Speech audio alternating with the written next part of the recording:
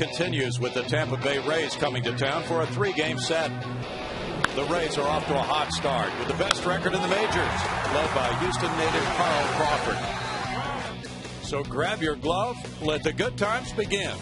Interleague play starts tonight. It's the Astros and the Rays next on Fox Sports Houston.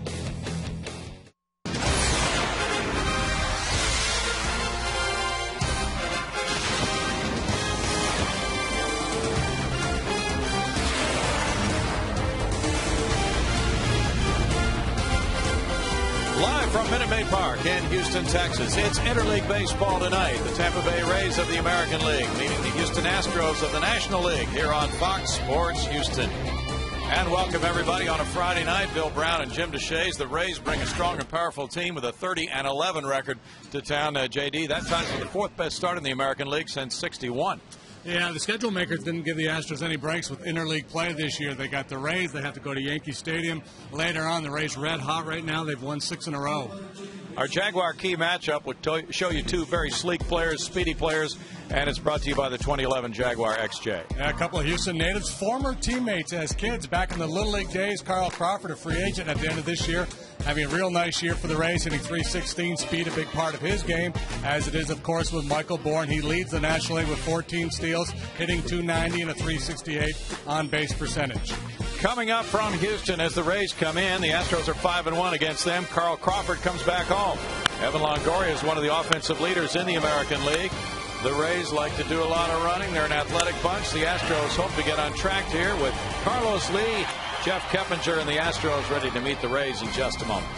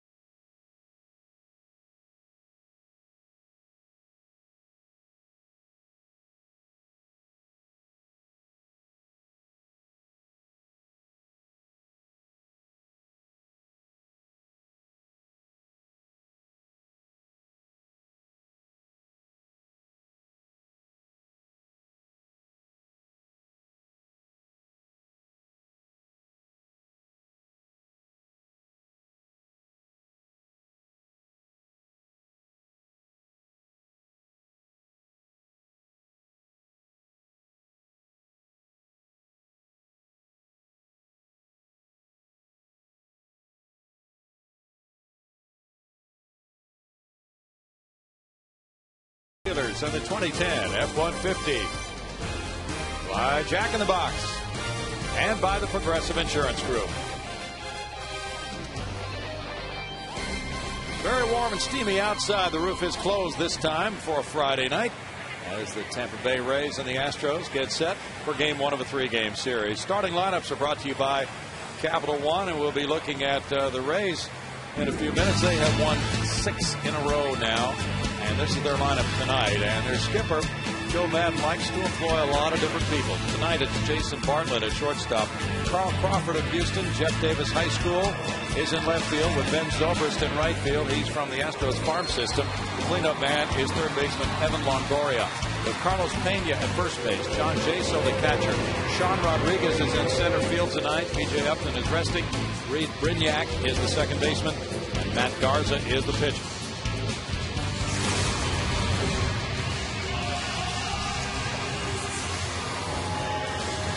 Starting pitcher is brought to you by Suzuki. Brett Myers out there for the 9th time this year. Give me a break. Yeah, he does a lot of breaking stuff.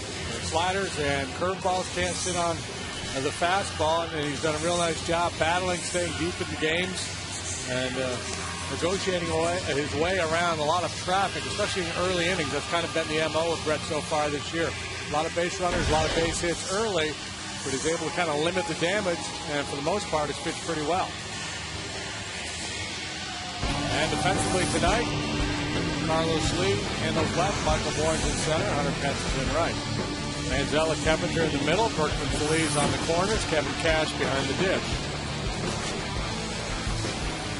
Last 3 times he's gone to the hill, he's pitched pretty well. Complete game loss last time out, 8 innings at San Francisco, allowed 5 hits, 4 runs, struck out 7. Prior to that, a win in St. Louis and a no decision here against the Arizona Diamondbacks. That was his last start in this ballpark. Well, pretty solid numbers for Myers. 2-3 record, 367 the earned run average. Gets another baseball from Doug Eddings, the home plate umpire. This will be only the second time Myers has ever faced Tampa Bay. First time was in the 08 World Series in Game 2, and he lost that game 4-2, giving up 4 runs, 3 of them earned in 7 innings. Jason Bartlett is the first man to bat in this game. 248 is his average. 1 homer, 22 runs batted in for Bartlett from Mountain View, California, and the University of Oklahoma.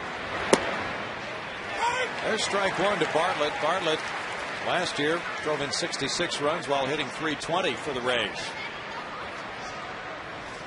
He's really taken hold at shortstop. He fouls that one back. No balls, 2 strikes. The Rays are second in the American League in runs scored with 225. The Astros have scored 122. Tampa Bay 103 runs scored more than Houston. Joe Madden, the American League Manager of the Year in 08, has a powerhouse on his hands in 10. Yeah, it's interesting. The Rays, as Brady mentioned, second in the American League in runs scored, but it doesn't add up. You know, they don't hit a lot of home runs and not hitting for a real high average. What they do is they hit very well with runners on base and runners in scoring position, better than 300. 2-2 to Bartlett, and they do steal. 45 steals to lead the American League. They're an athletic team, so they go first to third very well. Score from first on doubles. Probably a higher percentage than most clubs. Bartlett's not biting, and he's worked the count full now. Bartlett's walked 18 times this year. His on-base average is .330. Jason began his career in the San Diego organization. Fouls that one back. Myers has been dealing with first inning problems throughout several of his starts this season, but he's gone at least 6 innings in each start. Batting average against him is .287. And there's a leadoff walk. The Rays won both their games at Yankee Stadium to stretch their winning streak to 6. They have a 5-game lead in the American League East right now. They've won 4 straight series. Bartlett on for Carl Crawford. Carl leads the American League in triples with 4. He has a .316 average, 3 homers, 20 runs batted in, and a .376 on base average for the Houston native. Ground ball, and Keppinger gets it to second. No double play relay. No chance to get the fleet-footed Crawford.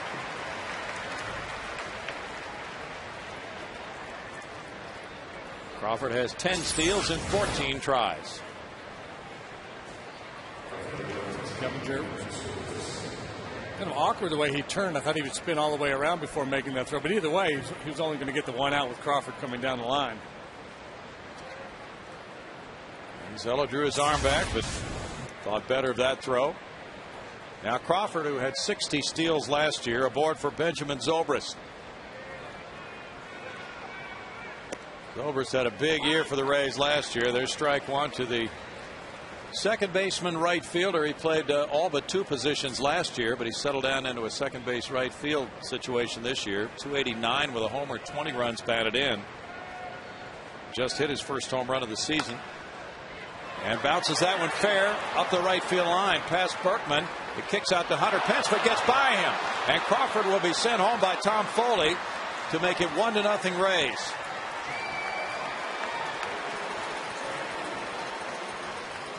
It's ruled a double, and then an error on Pence on the misplay on the carom off the wall in foul territory, sending Crawford home with the first run.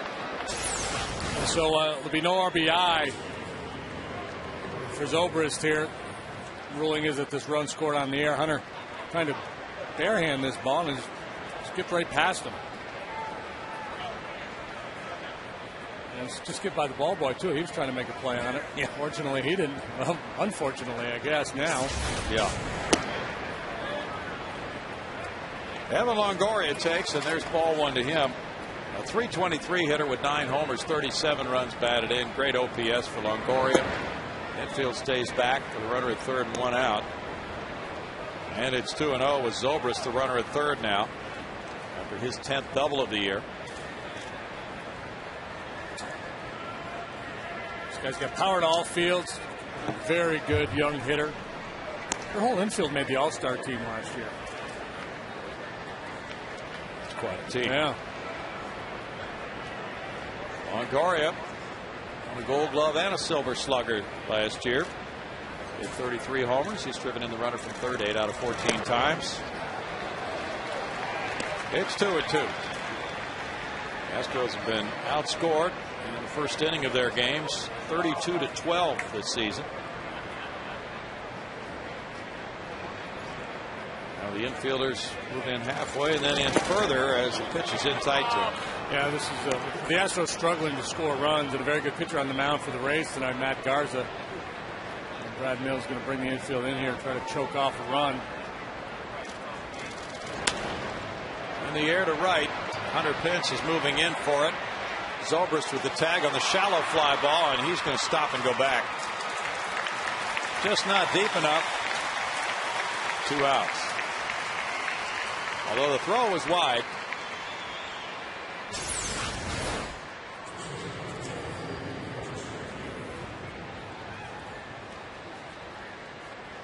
Zobrist coming down the line, just bluffing. He's not going to go on a ball that shallow.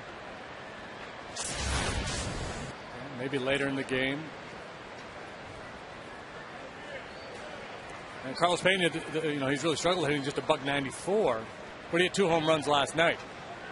So Joe Madden feels a little more comfortable with Pena's chances of driving this run in now than he probably did a week or so ago. Strike to Pena. Pena hit 39 homers last year to tie for the American League lead. He drove in 100. He just turned 32.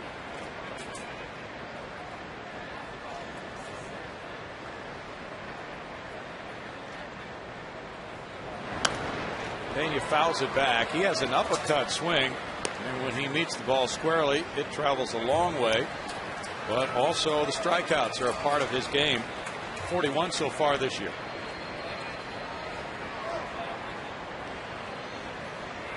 He was a first-round pick of the Rangers in '98. He was the 10th player drafted after going to college in Boston, Northeastern University. It was an unusual route he took from Santo Domingo in the Dominican Republic, his family moving to the Northeast when he was a very young boy. Probably play a little better hockey at Northeastern than they do baseball.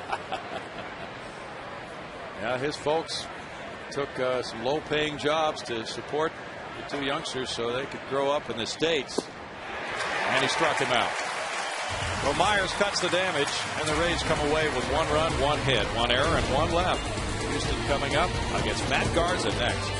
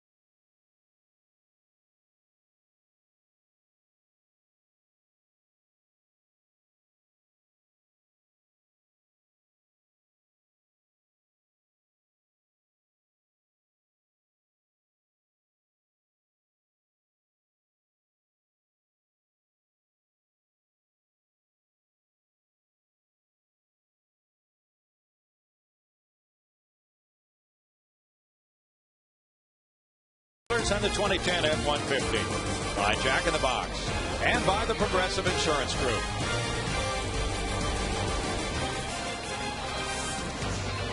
Coming inside to the air-conditioned environment, now the Astros come to bat in the bottom of the first against five-game winner Matt Garza, who has the fifth SDRA in the league, 2.38 in the American League.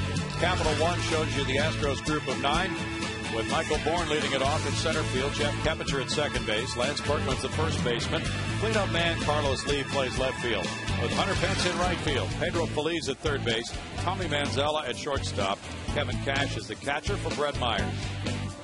Starting pitcher brought to you by Suzuki is Matt Garza, 26-year-old right-hander, really maturing now. He's got top of the rotation stuff, coming into his own as a starting pitcher in the American League. Outstanding numbers, 1.99 his road ERA. He's 3-0 outside of Tropicana Field. Defensively, Crawford, Rodriguez, and Zobrist, left center and right infield of Longoria, the Gold Glove winner last year. Bartlett, Brignac, and Pena. John Jaso does the catches. Garza gets ready to work to Michael Bourne, who brings a 6-game hitting streak into this game tonight. Michael's hit .304 during the last 6 games. He's at .290 for the season. Garza, 26 years old, a very good talent. He started the second game of the year for the Rays. Very good movement on his fastball. He's capable of working both down and up with it. Good curveball, especially to left-handed hitters. Corner infielders in tight, Longoria and Pena for Bourne.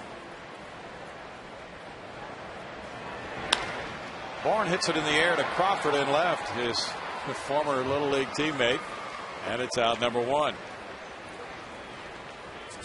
And there were many nights when Carl Crawford spent the night at the Bourne house growing up.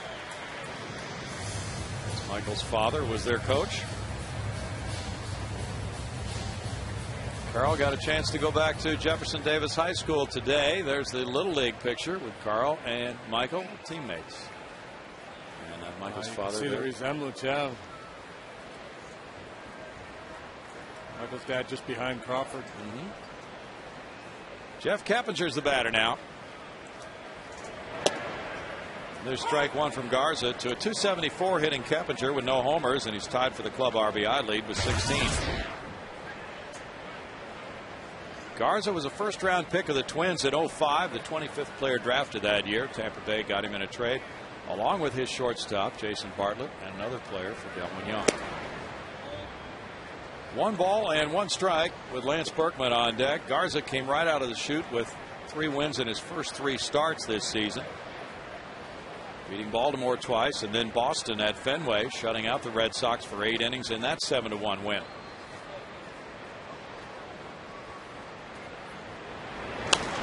Bit of a hard luck pitcher last year, finished 8-12 with a 3.95 ERA.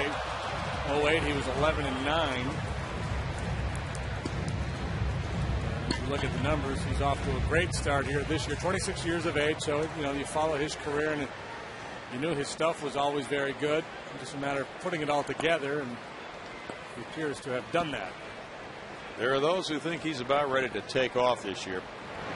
Might already be doing that, because of those numbers you mentioned from the last 2 years, the respectable ERAs, starting to pile up the innings, and because he comes inside with the fastball, and right-handed hitters. He just has very good stuff. Berkman on deck. That's strike 3 call. Doug Ennings rings it up, and it's out number 2.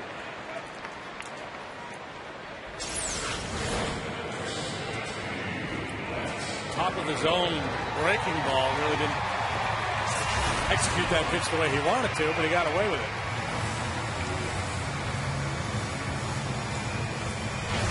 Berkman went 1 for 8 in the Colorado series. He begins the night at .227 with 4 homers, 13 runs batted in for Lance.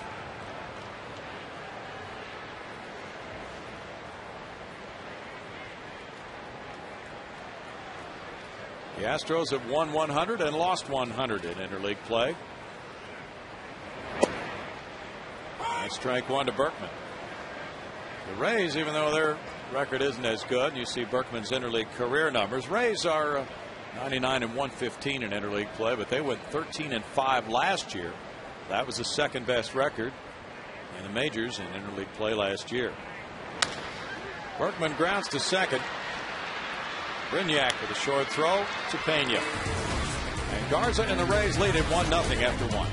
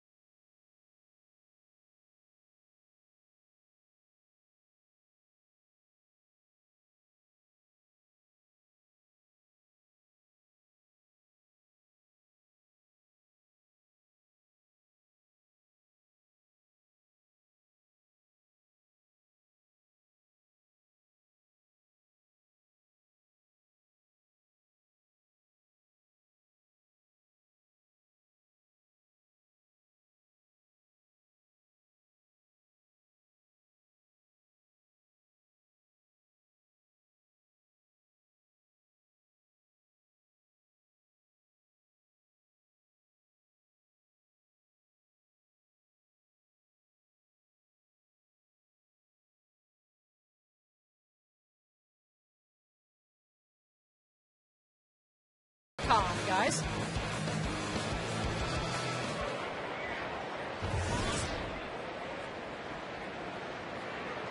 Here's Jaso now. John Jaso leads it off in the second inning and takes strike one. And Jaso's really looked good as the catcher and has come in for a lot more playing time this season. 333 with a homer, 14 runs batted in. Has a 451 on base average. Yeah, scouting report says he has a great strike zone judgment, very disciplined young hitter. Minor league numbers indicate that. Diana Navarro, the regular catcher, has really struggled. I guess that doesn't make this guy the irregular catcher, but Navarro's supposed to be the guy back there, but he's really scuffled. And Kelly Shopping got hurt. Jaso's getting a chance, and he's performed well. 3 balls and a strike to the 26-year-old Jaso. He was a 12th round pick in 03 of the Rays from Chula Vista, California. Worked his way up through the system, drove in 71 at Montgomery last year. Well, Gettings got a high zone tonight. He does have which is fine. I think if you're going to expand it, the hitters would prefer that it be up and down as opposed to out. You know, at least that ball you have to work to get to, but at least you can reach it. Jaso takes a leadoff walk, the second in 2 innings for Myers. Chula Vista, that's where Adrian Gonzalez is from. Ah, pretty good baseball there. Yes. Well, Jaso doing quite a number on himself, improving himself defensively going back to spring training. So he's been one of the pleasant surprises on this Rays club. They didn't need many. He's the runner now with Rodriguez the batter. They had a solid team coming into this season, but now look even better to some. 226, 1 homer, 10 runs batted in for the versatile Sean Rodriguez. Giving B.J. Upton a night off. He takes strike one. He is 25 years old. He's from Miami. The Angels drafted him in the 3rd round in 03. Tampa Bay got him in the Scott Kazmir trade last year. He's got a little pop. He hit a bunch of home runs in the minor leagues last year. He may be taking over as the Ben Zobrist of 2010. Father Johnny, the manager of the Cardinals A-League team in Quad Cities. 1 ball, 2 strikes, but Sean, one of those guys who can play every position on the field, and that's what Zobrist did last year, all positions except pitcher and catcher. And Joe Madden really likes that type of player, and he utilizes everybody, which means National League play comes in right into his scheme of things. Probably has a better bench because of the type of makeup of his club than some American League teams do, and the way he uses his players. Yeah, I imagine Joe spent some extra time in his office today kind of contemplating this whole National League style of play. Okay, I got my pitcher. I got to be ready to pinch hit. I got that whole double switch thing. Swing and a miss for Myers. He strikes out Rodriguez. That's number 2 for Brett. That'll be Reed Brignac. Showed you the scouting report on Myers, and we talked about all the breaking balls he throws, and why not? It's been a very effective pitch for him. The slider and the curveball. The slider, I think, has been his best weapon so far this year. Brignac is 24. Second round pick in 04 of the Rays. 263 for this season with 16 runs batted in. Taking strike one. And he's from St. Amant, Louisiana. The Ben Sheets and Andy Sheets territory. He had 90 at-bats with the Rays last year. No balls, 2 strikes with Matt Garza, the pitcher, on deck. Brignac has spent 6 years in the minors. Last year he was an all-star at Durham in AAA, hitting .282 there. A lot of homegrown young players have come to the majors for the Rays. Liner to center field. And there's the turn and the hold at second base by Jaso. First and second, 1 out for the pitcher Garza now. Well, the Rays, years and years of being just miserable, were able to stockpile, draft picks and kind of bide their time. In 2008, when they went to the World Series, they won 97 games that year. The year before, they went 66-96. So, as you contemplate the 2010 Astros, oh my goodness, these guys are going nowhere. I mean, it could turn around in a hurry. I mean, we know from 2005 how quickly it can turn around in one season. Garza bunts, foul. Not suggesting that's going to happen, but it can, and it has. Yeah. That's Father Rudy, a sergeant major in the U.S. Army, and he's in Afghanistan right now. Matt went to Fresno State. You kind of get the Billy Goat thing going on with that chin piece. He definitely does. He won 2 games in the league championship series in 08 for the Rays. He was 0 for 8 as a major league hitter. And it's no balls, 2 strikes. All the American League teams, several days before interleague play, make sure that their pitchers get some swings in. And get some swings and a lot of bunting practice. And he lunged at that one and he struck out. Number 3 for Myers.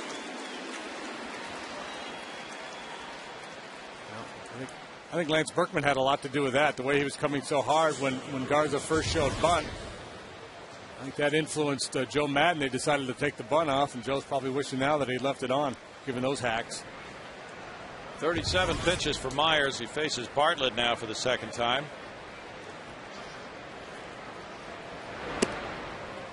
Bartlett takes ball 1. Bartlett is now a 5 for 11 lifetime here at Minute Maid Park. That walk the first time up.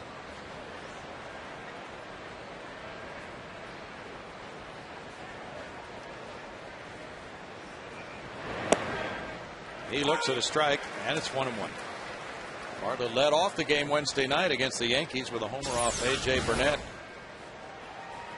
That's just a perfect pitch right there. Outside corner, bottom of the knees.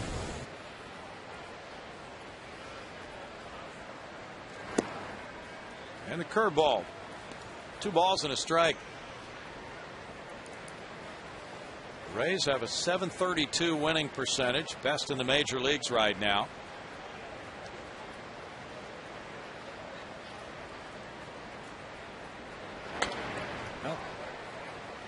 They've got a lot going. They've won 6 in a row. They're feeling very good about things. I guess the Astros probably hoping that maybe they're a little tired after playing a night game in New York last night.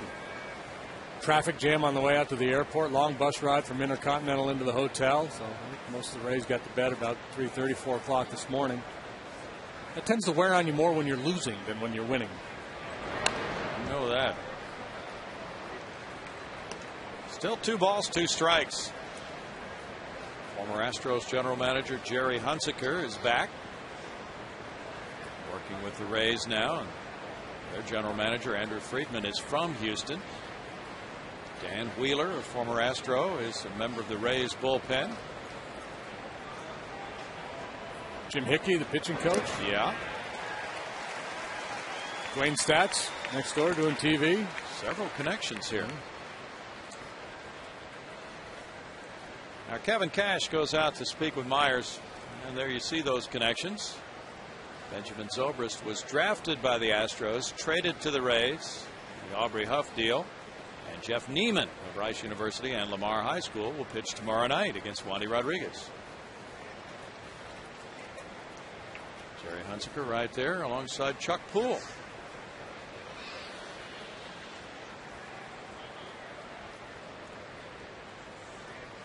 Chuck's always trying to get some airtime, isn't he? It's 3-2 to Bartlett.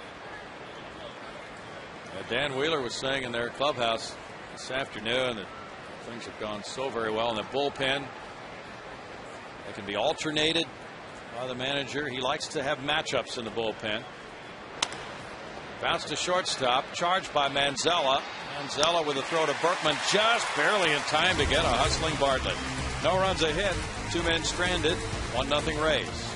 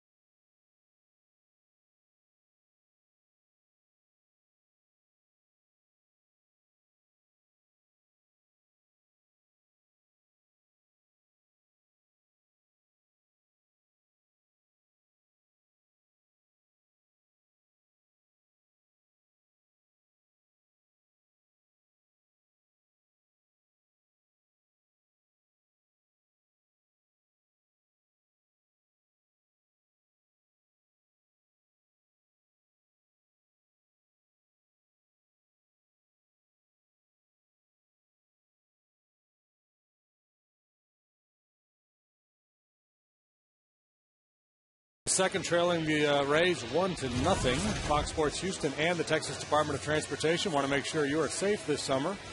Log on to foxsportshouston.com. Send us a photo of you or a friend wearing your seatbelt. One lucky photo will be selected each week to win a prize pack from Fox Sports Houston.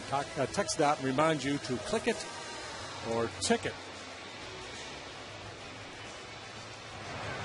Matt Garza takes a walk behind the mound. He leads it 1-0. Carlos Lee will be the first to face him in the home second inning. Lee at 197 has 5 homers. He's driven in 16 runs.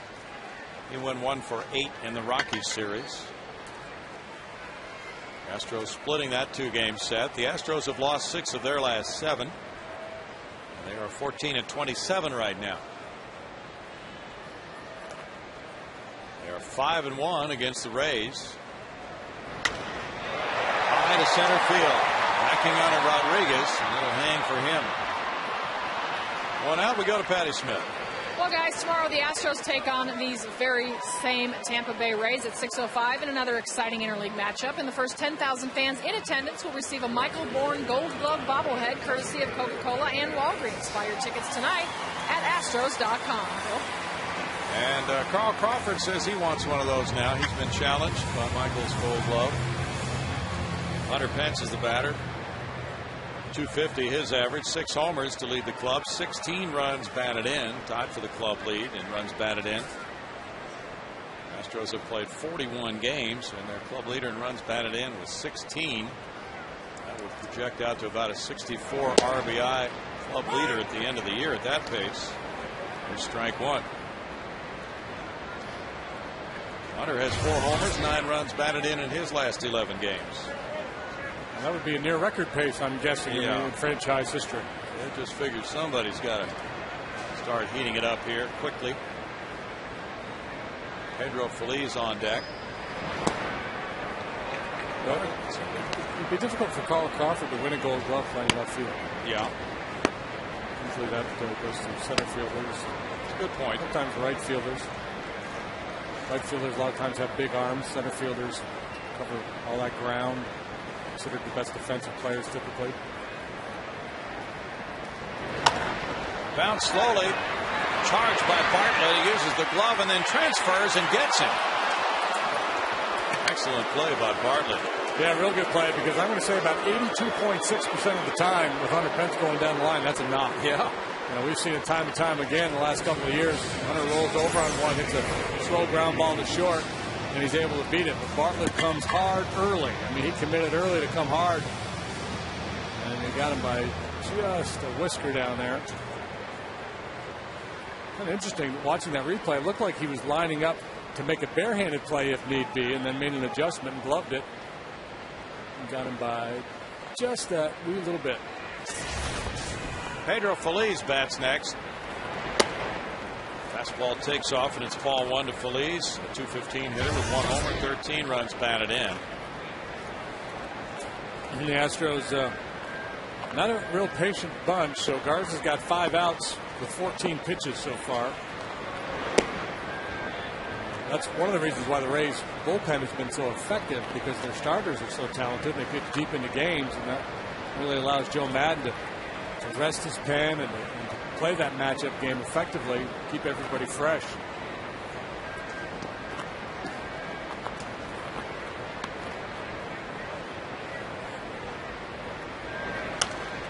Foul back by Feliz. Hey. Into the booth next door almost, and hit the ledge right above him. 2-1. Wayne Stats and Brian Anderson working over there. Brian pointing that out. I like what Brian's doing with his hair these days. It's a good look. It is a good look. Very comfortable on the hot days. This one hangs up in left field. Crawford moving in front of the Crawford boxes. We're out number 3. 6 straight retired by Garza. 1-0 Rays.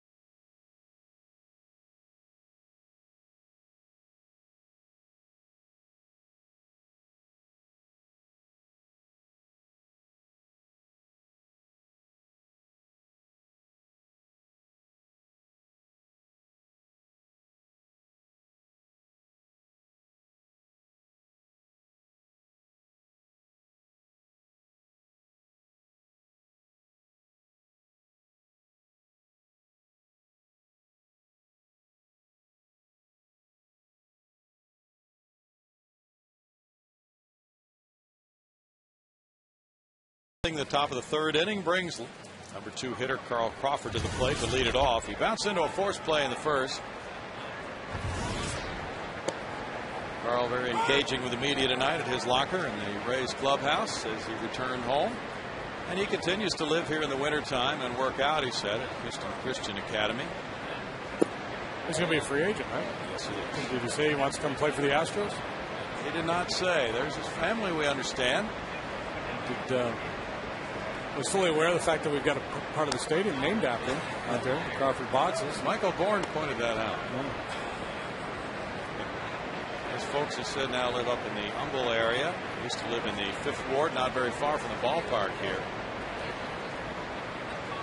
And Carl really got a lot of coaching from Michael Bourne's father, but he was a multi-sport athlete, great football player at Jefferson Davis. A little chop. Myers tosses. In fact, Carl said he went to Jeff Davis High School today. Paid a visit. His brothers were pointing out some bombs he used to hit on the roof of a building just beyond the right field wall. Did he get recruited to play football in Nebraska? He did. Yeah. He did. He was an option quarterback.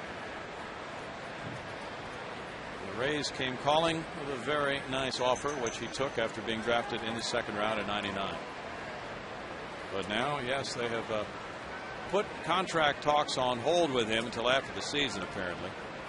Benjamin Zobrist doubled down the right field line. There's ball 1. And so Carl Crawford may be the most talented of the free agent class come next fall.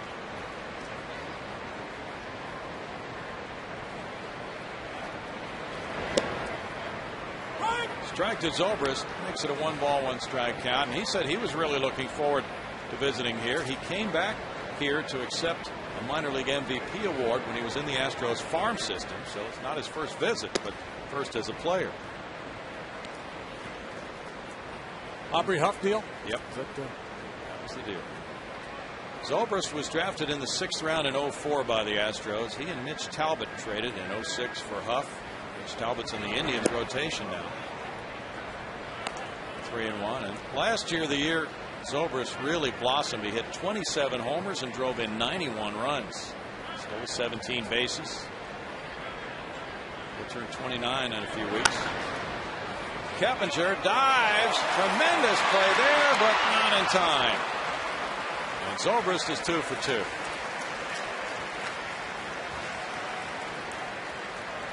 Zobrist, halfway down the line, had to kick it into gear because he thought it was going to be a base hit through the hole, but Keppinger traveled a long way to glove this thing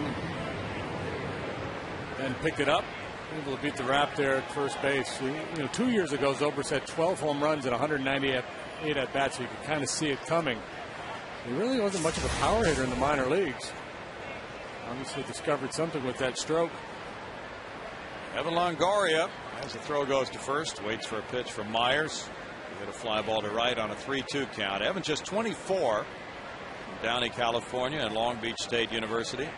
He's driven in 19 runs in the month of May, tied for 3rd best in the majors. Makes it strike 1. Longoria was the 3rd player drafted in the '06 draft. So the Rays have really drafted extremely well. And they've made some astute trades. Runner going. The throw from Cash right there, but not in time. And Zobrist gets his 9th steal in as many tries. The Rays are 46 of 61 in base stealing. Yeah, not only do they steal a lot of bases, but they're pretty efficient too. Very high success rate. Close. It really was. They're just ahead. They are 75% successful with their steals. There's a strike to Longoria. But Joe Madden's club does a lot of running, not only with steals, but just advancing on the bases. They really press the action. They take a lot of chances. And their pitching has been tremendous. So if they lose a few on the bases, they can usually overcome it. Curveball. And Longoria is down on strikes. Joe spent a lot of time in the Anaheim Angels organization, then with Mike Scioscia in Anaheim, and Scioscia, a similar approach, kind of American League managers that embrace the quote-unquote National League style of play, speed, and trying to manufacture runs. relying heavily on that starting pitching. Joe, he's not afraid to be a little unconventional either. He walked Josh Hamilton with the bases loaded. Last year, the year before, he pulled that one off. And it worked out. Yeah. Carlos Pena struck out in the first inning. Pena went from Texas to Oakland in one deal. Then another trade sent him to Detroit. He really was bouncing around until he found this home in Tampa.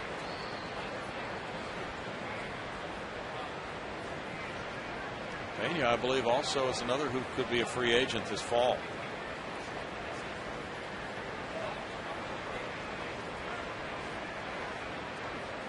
Hit 46 homers in 07 for the Rays, his first year there. Fouls back a high pitch. It's 0-2, and he had been bouncing around from team to team, and then he was sent to the minor leagues before opening day in the 07 season. And Joe Maddon called him in and told him about that. He said, well, you know what? I'm planning on being on that flight to New York, and so I'll see you on the flight. Even though he was being sent out. Well, it worked because another player got hurt, and he did make the flight for opening day and wound up hitting 46 homers and driving in 120 runs for his manager. 1-2. Hey, that's some moxie there. It is.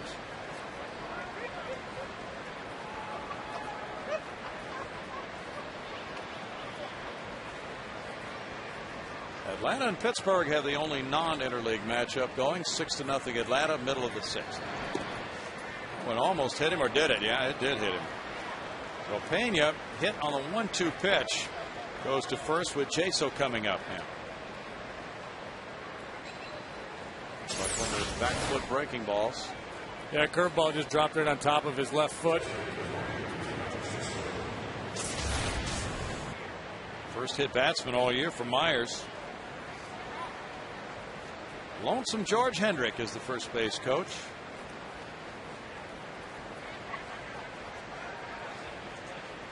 He didn't talk to the media. He had some power. Yeah, he did. He was a fine hitter. Didn't talk to the media when he was a player, but he looks pretty talkative now. John Jaso walked in the second inning as the leadoff man in that frame. He's strike one.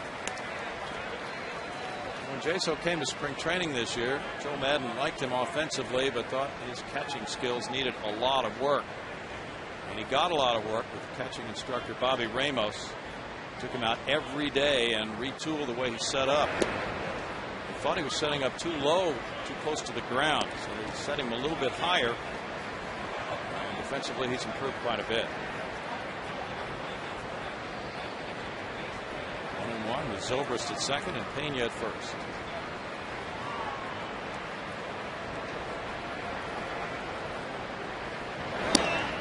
Inside, you mentioned Shopik, JD, and he's known as a very good defensive catcher. So when he got hurt, Jaso got a chance to come up, and he's played quite a bit.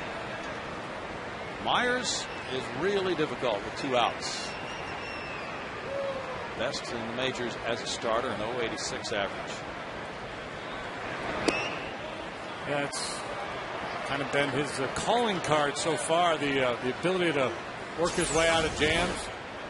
2 outs with runners in scoring position. They're hitting a .115 against them.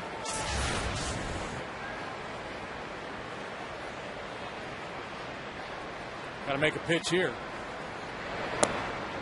That's ball 4. The bases are loaded now for Rodriguez. Third walk for Myers.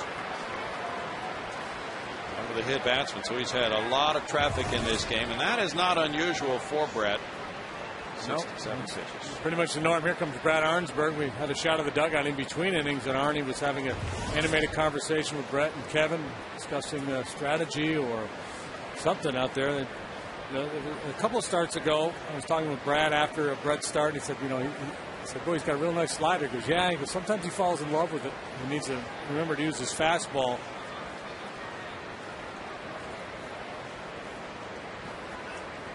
Well, the skipper knew he had a challenge on his hands, but was very optimistic before the game tonight as he met with the media. And he's seen a lot of this Tampa Bay club when he was bench coach for the Red Sox the last 6 years.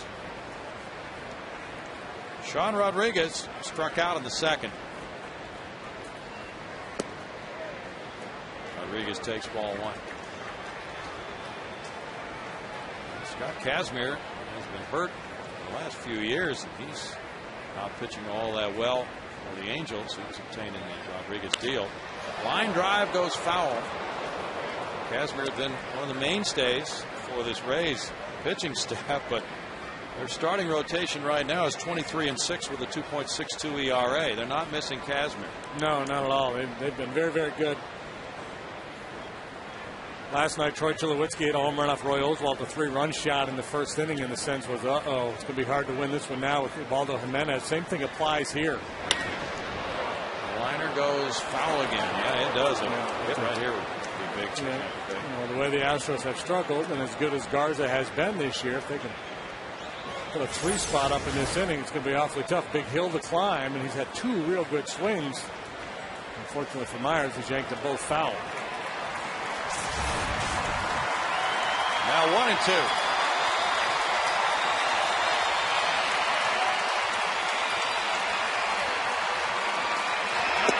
And a big curveball struck him out. Huge strikeout for Myers, number 5 of the night. It's no run to hit. 3 men stranded. It's 1-0 Rays.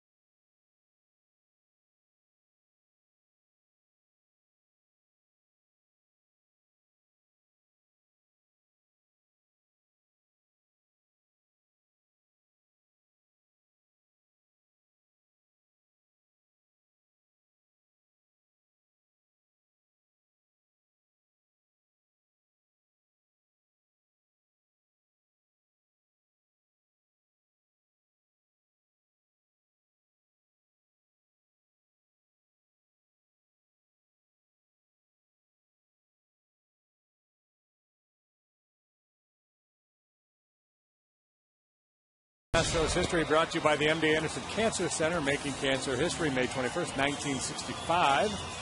2 nights after manager Lumen Harris had been ejected by John Kibler. He was the umpire. Bob Aspermani is ejected by Kibler after a tag call at third base. Bill Giles, the dome scoreboard operator, splashes the words, "Kibler did it again," on the big board. And just so happened that Bill's dad, Warren, was the president of the National League and had to issue an apology. And, of course, into the category of now you know the rest of the story, Bill Giles, part of the ownership group and the chairman of the board over there in the Philadelphia Phillies. Tommy Manzella leads it off in the home 3rd inning. The Astros looking for their first base runner, trailing 1-0 against Matt Garza. We're sensitive to that kind of stuff. Oh, yeah. We're not allowed in the ballpark to show replays in the big diamond vision. 96 for Manzella, 3 for 7 in the Colorado series. There's been at least one incident of a minor league organist being ejected by the umpires because he was playing 3 blind mice after a controversial call.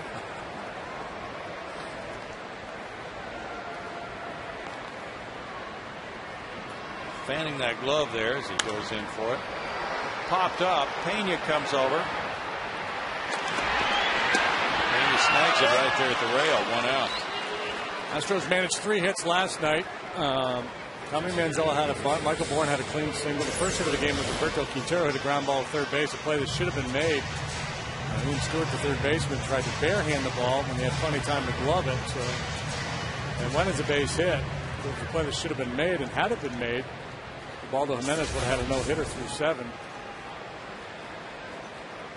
And Garza's got that kind of stuff. He doesn't have Jimenez stuff, but he's got the kind of stuff where you could envision him throwing a no-hitter at some point. There he comes inside with a fastball, and that's been one of his tendencies. And strike one on Kevin Cash. 0-59 with 1 RBI. Garza's 5-1. His teammate David Price leads the league with 6 wins. And he'll pitch Sunday here.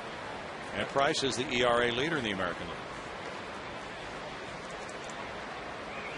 And tomorrow it's a big Jeff Neiman. He's been good too. They have 3 of the ERA leaders in the top 10 on this Tampa Bay staff. Rocked on a line to center field. Cash with a good swing, and he becomes the first Houston base runner. We join Patty Smith. Well, guys, summer is here, and it's time for Astros Kids Free All Summer, presented by Minute Maid. Starting May 31st, for every full-price adult ticket purchased in the outfield or view deck sections, you can get up to 2 free tickets for kids 14 and under. Visit Astros.com today to buy tickets. Phil? Thanks, Patty. Seen a lot of kids here tonight. Brett Myers took a long look down at Dave Clark. He has 1 sacrifice bunt and 1 hit. Longoria charging at third. And it's ball 1. Well, situation here with 1 out. You feel comfortable with Myers pulling the bat back and trying to chop one through the infield. Might be worth a shot. You get the sack down, you move Cash over. You've got 1 chance to drive him in. 2 outs. Running foul. Matt Garza has yielded a 189 batting average to left-handed hitters this year. Michael Bourne, left-handed hitter, waits on deck. So all those things that Brad Mills contemplate, makes up his mind how to play it here. Garza has 32 major league wins and 35 losses.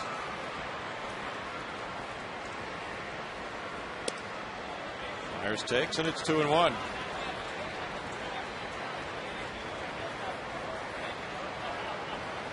This is Garza's 9th start of the year. Coming off a no decision Sunday against Seattle, in which he allowed 1 run in 6 innings, and the Rays won that one later, 2-1.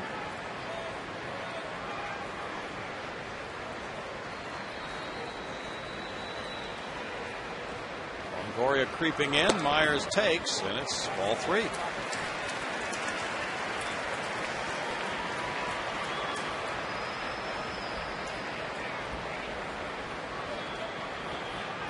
Garza's pitched quality baseball in 6 of his 8 starts, and when he pitches a quality start, the Rays are 6-0.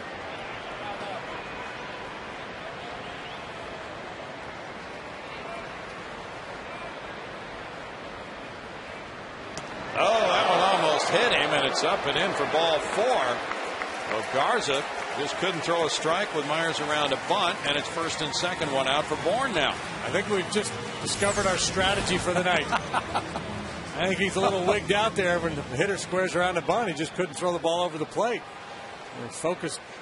Obviously, he got a little distracted.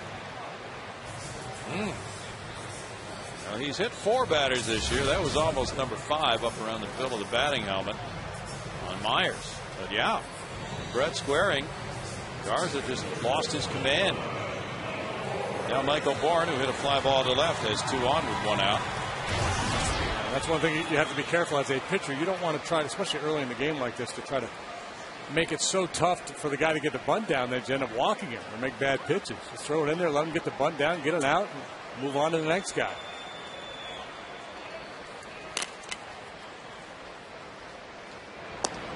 Bourne looks at it. There's strike 1 to Michael.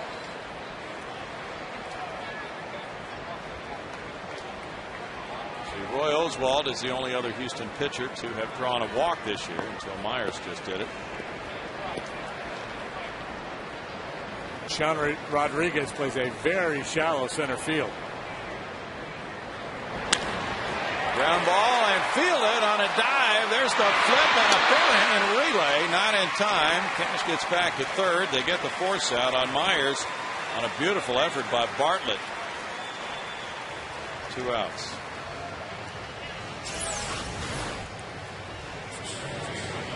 pretty well struck.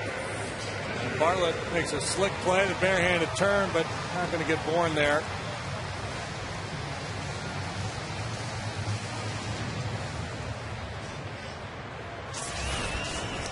Cash gets to third with Bourne on at first, and it's Keppinger the batter.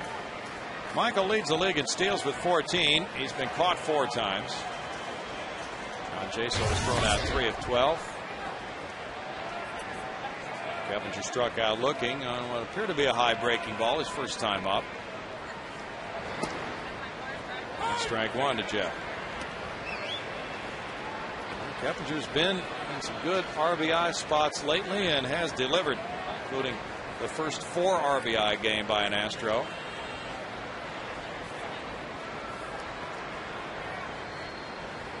That was Wednesday night against the Rockies. Fly ball near the right field line. Zobrist coming over to foul territory, and the second baseman Brignac couldn't get there either. 0-2 now. Keppinger's hitting .400 with 2 outs and runners in scoring position. 6 for 15. A Yankee fan must have come here to root against the Rays. Well, the Yankee fans might have to do that for a while. They just got thrashed. Yankees are 5 games in arrears right now. They're banged up bunch. They're giving all due credit to the Rays for what they did in the 2-game sweep at Yankee Stadium.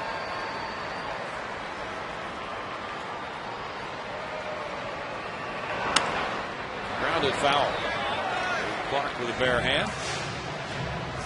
Time for the Jack in the Box standings. The AL East looks like this: Rays 30-11, Yankees 25-16. Then it's the Blue Jays hanging in at 25-18. The Red Sox are 22-20. The Orioles 13-29. The Yankees playing .610 baseball through 41 games and still 5 games off the pace. That's how hot the Rays have been. You may have noticed that Rays' outstanding road record of 17-4. Yeah, they just love getting out of that dump of a ballpark they play in.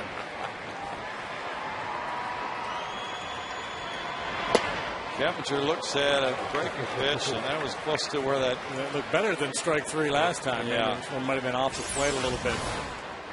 Let's see what Fox Tracks has to say. Fox Tracks thought it was pretty good. Number 4 right on the corner. Keppinger might be getting a second chance here at strike 3. Astros swept the Rays here in 0-3 in a 3-game series. They're going. Ground ball through the hole into left field. That'll score Cash. Bourne to third. Crawford took a look and threw into second. It's a 1-1 game. RBI single. Keppinger on that second chance. He made good.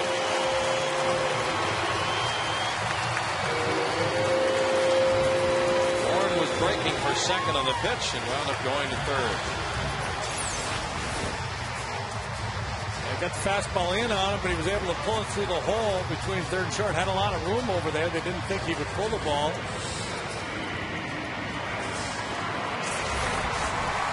Really big hit for the Astros, who have been so challenged offensively. Last in the majors in many offensive departments. Now it's tied at 1, and Lance Berkman will try to give them the lead. He rolled out to second in the first inning.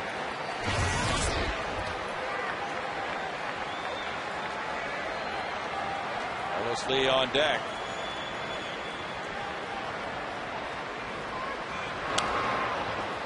Garza committing a cardinal sin for a pitcher here in this inning. Not only walking the opposing pitcher, but walking the opposing pitcher when he was up there trying to give himself up and drop down a sacrifice bunt.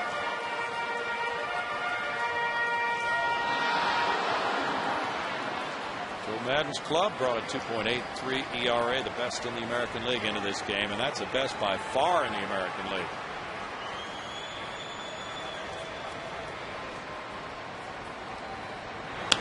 Berkman fouls this one out of play. No balls, 2 strikes. Yeah, you know, I've heard some folks say that the Rays' record is a little hollow because they played a pretty soft schedule to this point, but I don't know, when you win it with a .732 winning percentage, it's pretty darn impressive. So they have had a lot of games with Baltimore, a 4-game set with Kansas City. Cleveland, Seattle. Played 6 times with Seattle already. I keep reading this, I'm going to talk myself into agreeing because these guys haven't played anybody, but they want them. That's right. They're all big leaguers. Yeah. There's a nice block by Jaso. The way he put the hands down to close the trap. But the backside kind of came up. And that's the thing. Yeah. You got to make sure that backside stays down. Because if that ball doesn't bounce and it scoots, he's in trouble.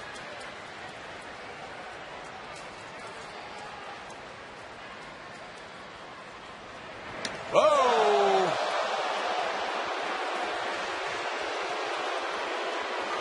So 1 to Myers, 1 to Berkman, and Garza's really letting that fastball fly up around the head. Yeah, that'll get the Pumas' attention. 96 miles an hour under the chin. Hello. Garza clearly upset with himself. Really turned that one loose. This is a dangerous game. Forget about it from time to time. Just think back to that line drive Lance hit off of Chris Jakubakis' head. Yeah.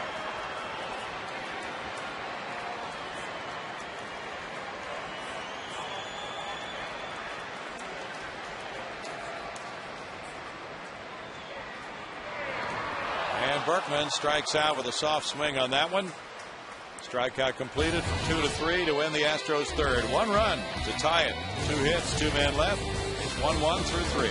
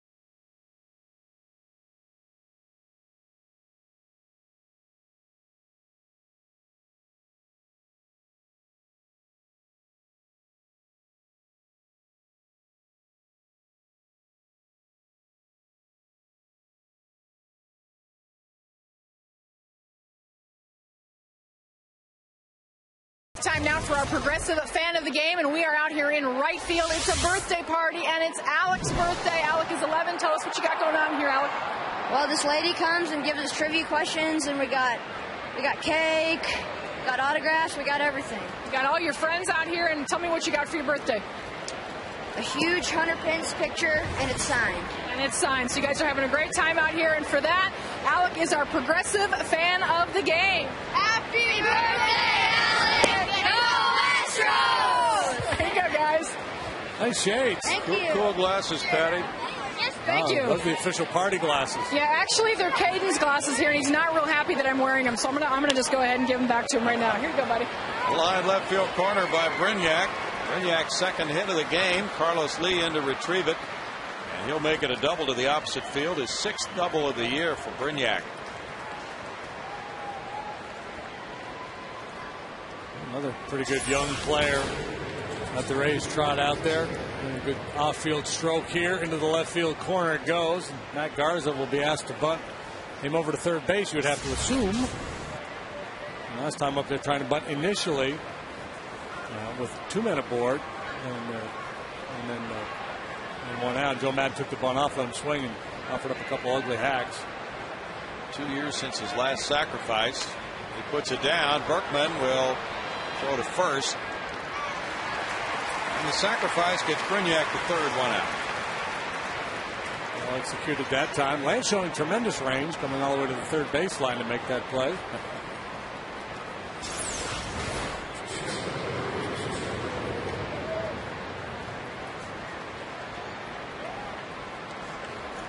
So, just like that, the Rays have a chance to answer that run the Astros put up in the bottom of the third. Garza was looking forward to this National League ball game. He likes the little things like what he just did, putting down a bunt. Feliz and Berkman even with the bases. Now here's Bartlett. They strike one. The Rays feel that they have a National League type of team. We talked about the athletes on the team, the way they used all their players.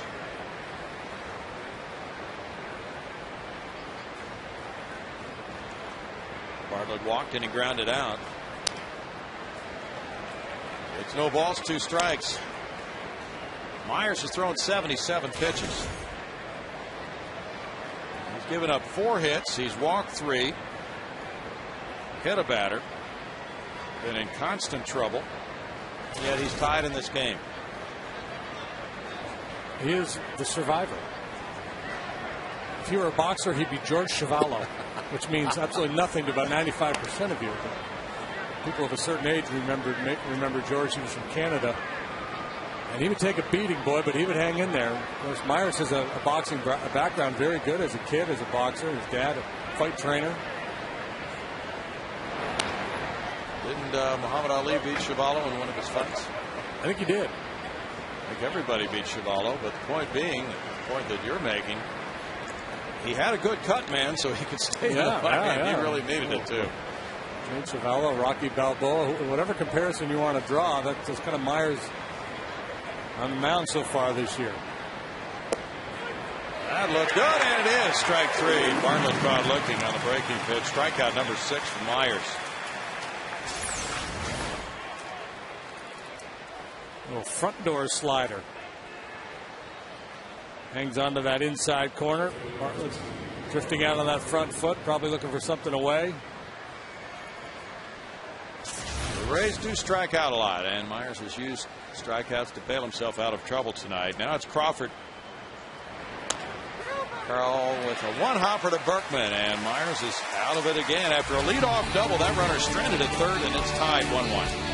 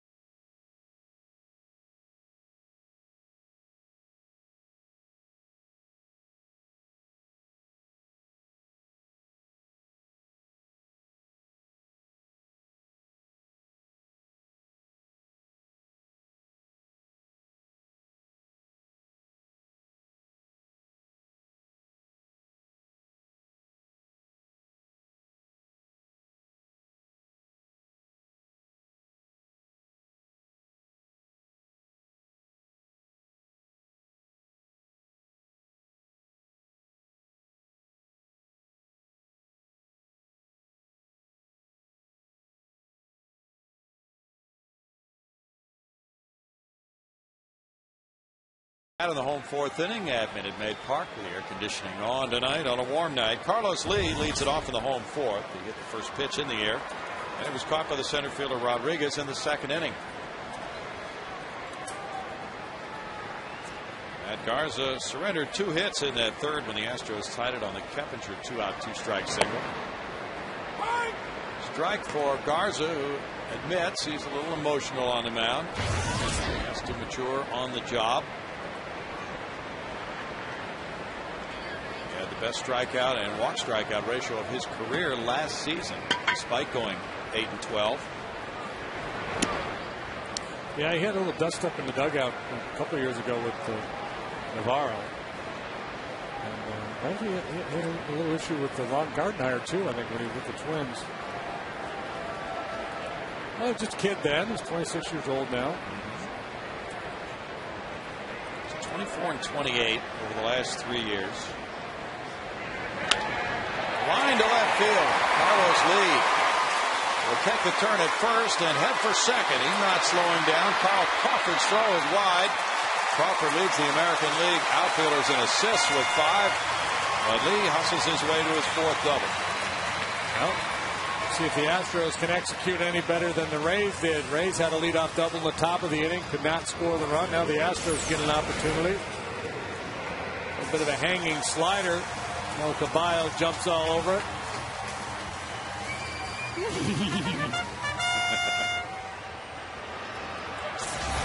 The Astros get their first extra base hit of the night.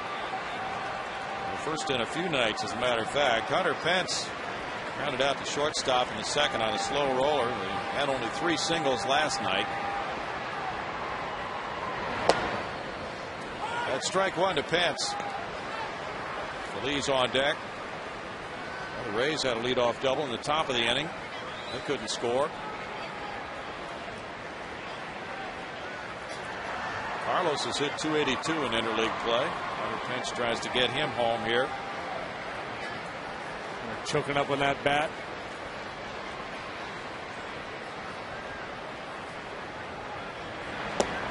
Takes the big hook, and it's good for a strike.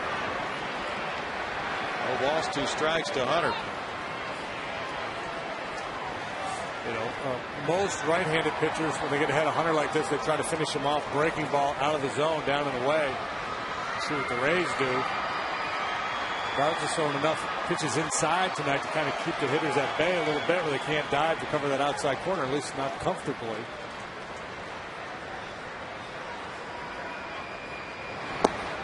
Breaking pitch worked for a strikeout. Number 3. Oh, he just carved him up in that AB there. If Hunter could do it all over again, he would take a whack at that first fastball, I'm sure. But 3 quality pitches in this sequence. The fastball inside corner, strike 1, then drop that hook in for strike 2, and then that's a great 2-strike breaking ball. Roy Oswalt made quite the news earlier today, and there were a lot of interviews done about his situation, with his agent calling Brayton McClain requesting a trade. Pedro Feliz hit a fly ball to left. Now, apparently the story came to light in Chicago. Jake Peavy was talking to one of the writers there. And so once the story became public, Ed Wade and Drayton felt like they had to address it. Otherwise, it would kind of be a behind-the-scenes non-story, I'm guessing. Roy frustrated. Wants out.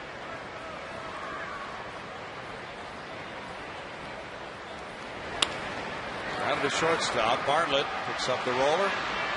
Throws out Feliz. 2 outs. Lee still on second for Tommy Manzella now. My hunch is that's something that Roy did not want to have go public. Probably not the most popular man in the clubhouse right now. Just to set the record straight, in baseball, there is a time in a player's career when he can demand a trade.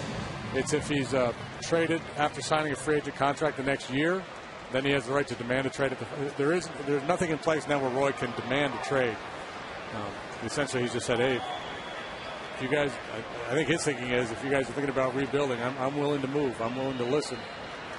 To waive his no trade clause. Tommy Manzella with fastball fouled away. But it'd be interesting to see how willing he is to waive that clause and how many towns he's willing to go to. There's no guarantee he's going to be moved, but obviously the likelihood that he will be moved has gone up significantly. Manzella fouled out to the first baseman. goes into the dugout. Now Matt Garnsey's got that little wiggle he does. We showed it earlier. Pitchers sometimes will fan their glove when they grab a breaking pitch. They'll do it on every pitch to make sure they don't tip off their pitches. In the set position of the man on base, he's got to make sure he comes to a complete stop. So all that wiggling has to stop before he pitches. That is not considered part of his delivery. That's why he can do it. But he has to stop and then go. Breaking pitch, swing and a miss. Manzella strikes out. And that's the 4th inning. No runs, a hit, a runner stranded. It's 1-1.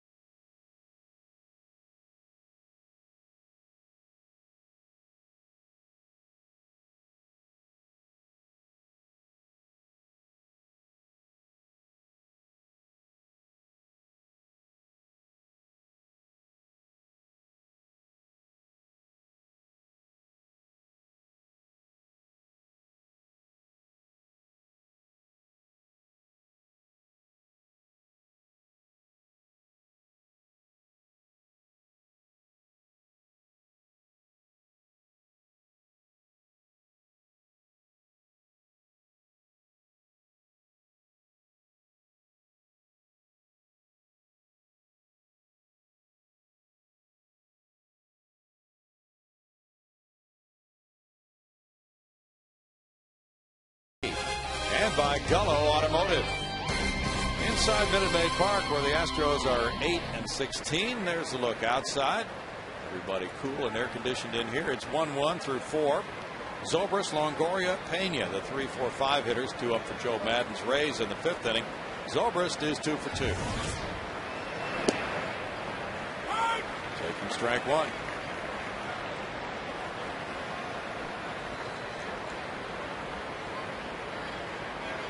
From Eureka, Illinois, went to Dallas Baptist University. Ropes that one toward the right field corner. And that goes to the corner. Hunter Pence picks it up. It's a double. Leading off the 5th inning for Zobrist. He's 3 for 3. It's kind of got that you guys are going to wish you didn't trade me mindset going tonight. Yeah. Double, single, double. So here we go again. Another leadoff double. Rays couldn't cash it in last inning. Astros could not either. Now the Rays get another shot at it. They're going to leave 2 men on base in this inning, by the way. Oh, yeah? Left on base so far, it's been 1, 2, 3, and 1 last inning. So this is a 2 inning. Okay. So that's how you arrive at that. Yeah, won't score. They'll just leave 2 on. Longoria's fly to right, and he is struck out. Ball 1 for Myers. I mentioned earlier that the Rays' entire infield made the All-Star team last year. The 4th time in history that has happened. So that's our bonus trivia tonight. Okay. The other 3 times, and we'll let people work on this a little bit. The other 3 times in Major League history that the entire infield has made the All-Star team. It's Longoria. I don't want to throw him in the Paul Lynn square. Just below Paul Lynn, he's vulnerable. Right there. Right there. Myers goes for Charo, and it's 2 balls and a strike. Everybody's good in that Paul Lynn / Whoopi Goldberg square. All right, there's a little barking from the bench there, and played umpire Doug Eddings was tired of it. I think I could read Doug's lips, and he said to Joe, "Hey, check Fox Tracks." Ball was right on the knees. So, longtime coach of the Angels, Randy Fowl, very interesting guy. Many years, over 30 years of professional baseball for Joe Madden. And his family name was Maddenini, and his father dropped the last part of it.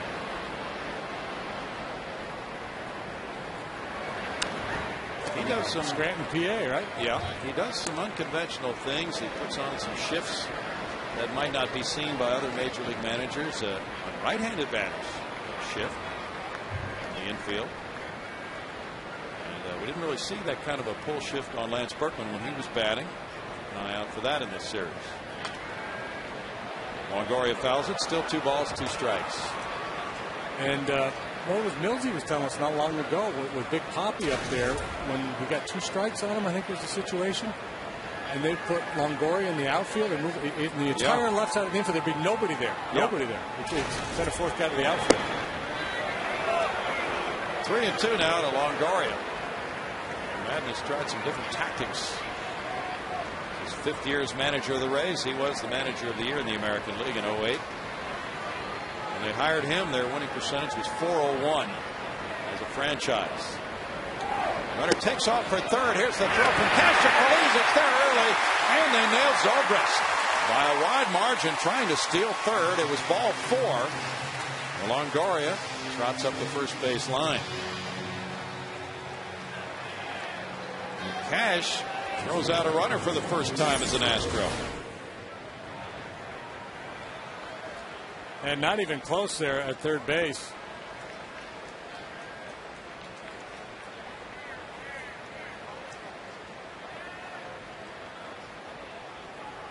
I don't know if he ever really did tag him. Ball clearly ahead of him, but the umpire may have anticipated that one a little bit.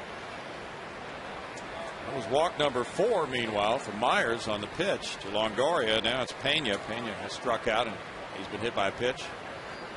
Astros shift on him, with Manzella up the middle on Pena.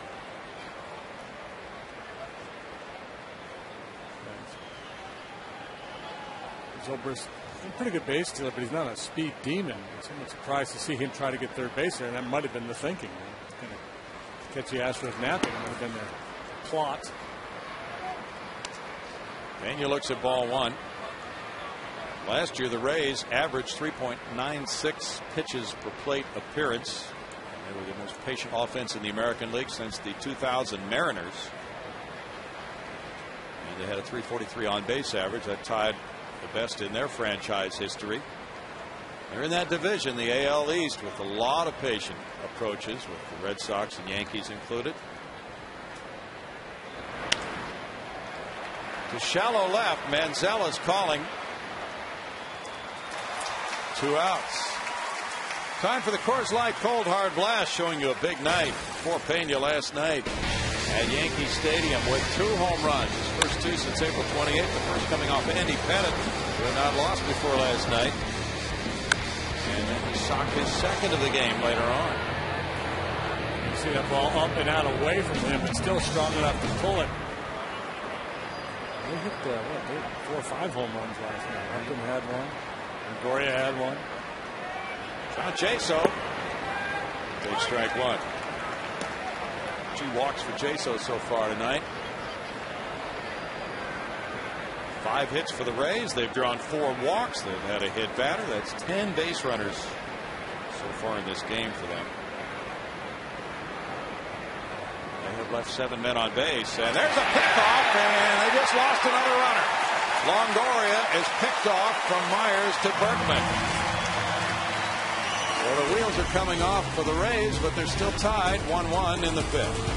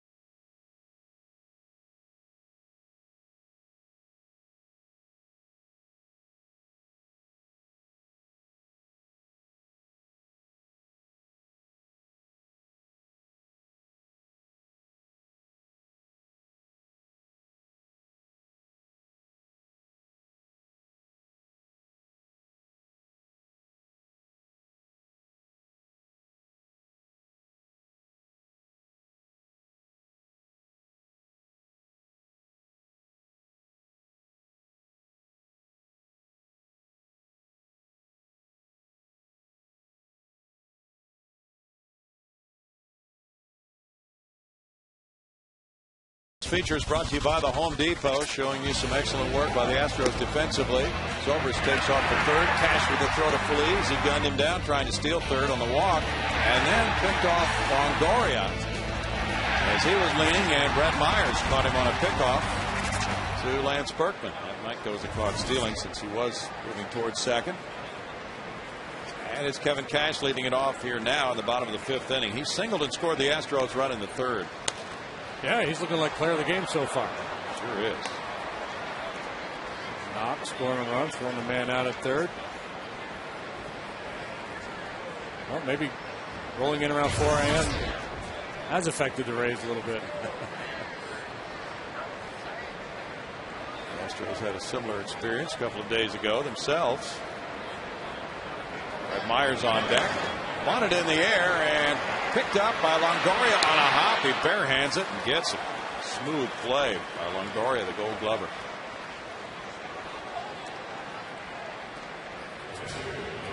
Yeah, not an easy play. Handling that hop on the barehand. Normally you see a third baseman make a play on a barehand. It's kind of a roller, but this ball popped up and then one big bounce. Great concentration. Catch it first, then throw it. You know, you got a slow guy going down the line. Don't panic. One out, and now it's Brett Myers, who walked as he was around to bunt. Big cut there, and it's strike one. So I threw the little bonus trivia question out last inning. The other teams have their entire infield make the All-Star game. 69 Cubs, 76 Reds, 2002 Yankees. Good question. 0-2. The Rays 30-11 after 41 games. Detroit was 35-6 in 1984 after 41. That's the best all-time record in the American League after that many games. Strikeout of Myers. That's number 5 for Garza. AT&T Trivia now will feature the answer to that question.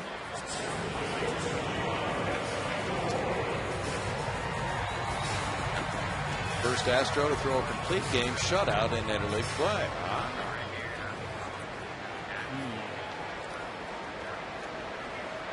I don't know.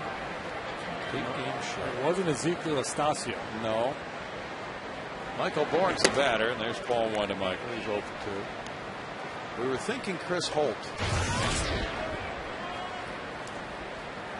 don't know how many shutouts he had. The 1-0 game up in Arlington when Carlos Beltran made the catch in center field. Was that a complete game shutout? Good memory. That might have been. Not sure. Crawford. Yeah. It's a complete game. Yeah. Crawford takes care of the third out and through 5 as they watch here at Minute Maid Park. It's Rays 1, Astros 1.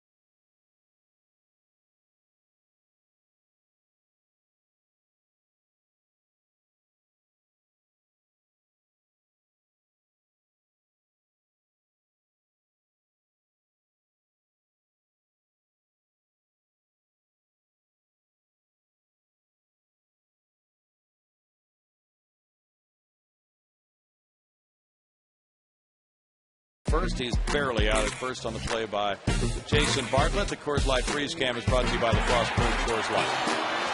Oh, so close. Now the 6th inning opens, and it's John Jaso with strike one. He was at the plate when Longoria was picked off.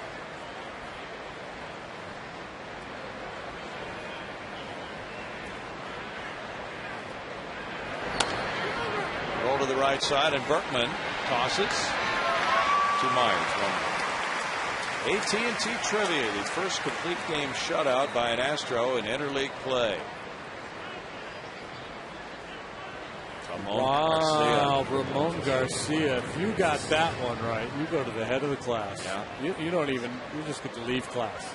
You just pass. You got your PhD in astrology.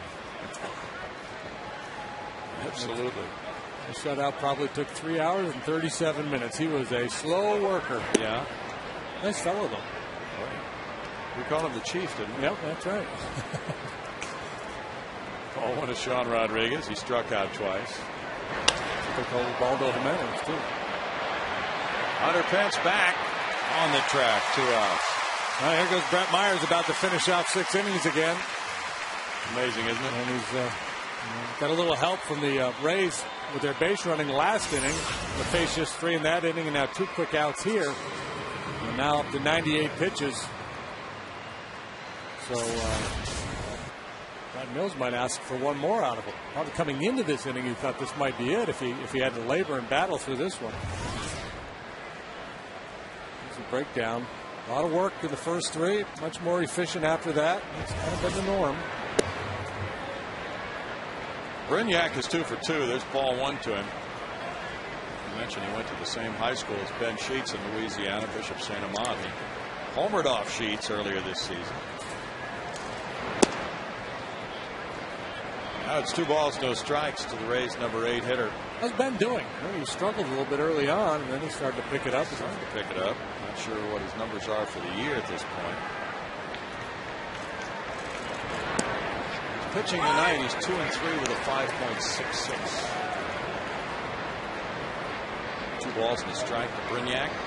Maybe some of you are wondering who those infielders were that made those All-Star teams. I'll share that with you unless he makes it happen. Fly ball, Hunter Pence going back toward the right field wall, and that one bounces and goes into the seats for a double. Brignac 3 for 3. Zobrist 3 for 3 for the 6 Rays hits in this game.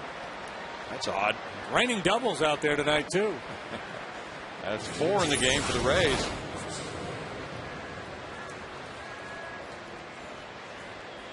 Yeah, they don't hit that many home runs, but because of their speed, they do hit a lot of extra base hits, doubles and triples.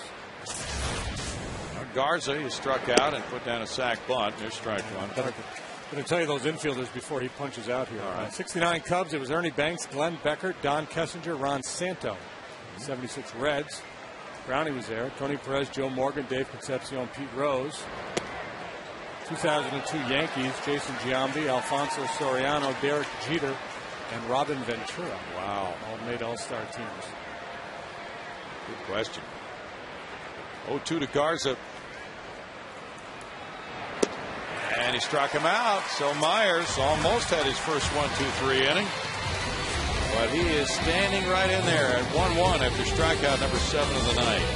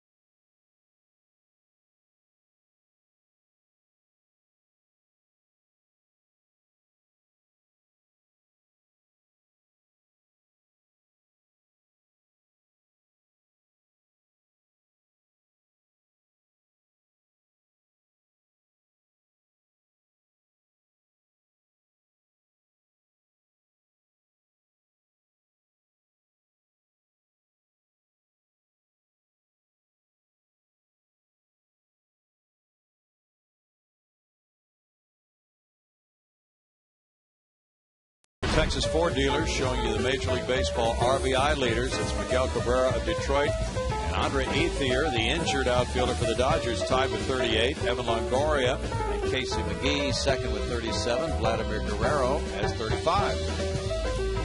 A great fit for the Rangers. Guerrero hitting just under 400 in their ballpark again this year.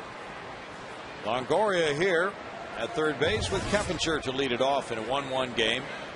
The Rays have 6 hits to the Astros 3. Keppinger has the RBI hit for the Astros, the single with 2 outs and 2 strikes in the third, driving in Cash. He's 1 for 2.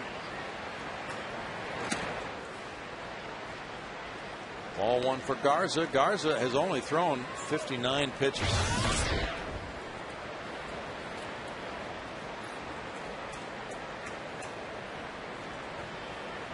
Garza's faced the Astros only once in his career.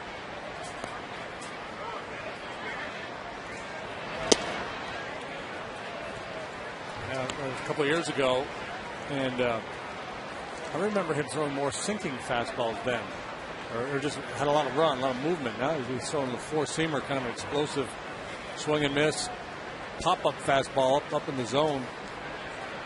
He lost that game in Tampa Bay to Roy Oswalt in June of 2008. Hit to left center field. Rodriguez chasing it. It bounces off the wall. Keppinger is still not. He's going to hold at second base with a leadoff double. Here we go again. 12th double for the club leader. 4th time in this game now. Combined, the two sides have had a leadoff double. So far, 0 for 3 in getting that runner home.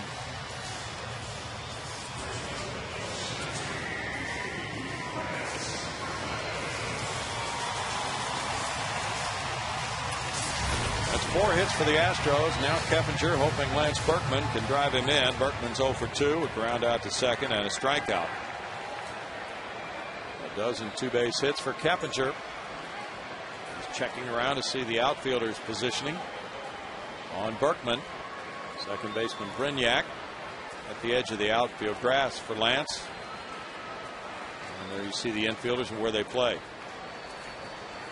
Garza lost that game 4-3 to Roy Oswalt 2 years ago. Berkman hit a sac fly off him in that game. That one sails away for ball 1. Lance has hit more home runs in this ballpark than any other player, 148.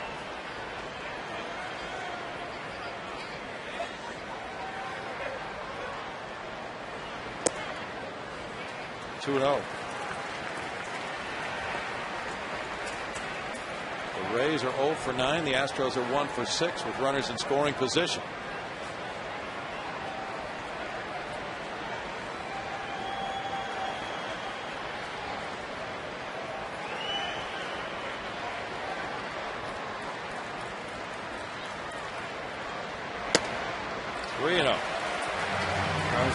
With a dangerous hitter up there, and a man in scoring position, bottom of the 6th, trying to find a little something extra, and when you do that, you tend to overthrow and lose command.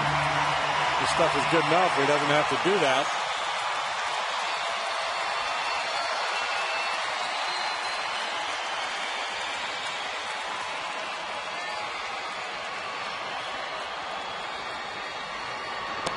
Ball 4.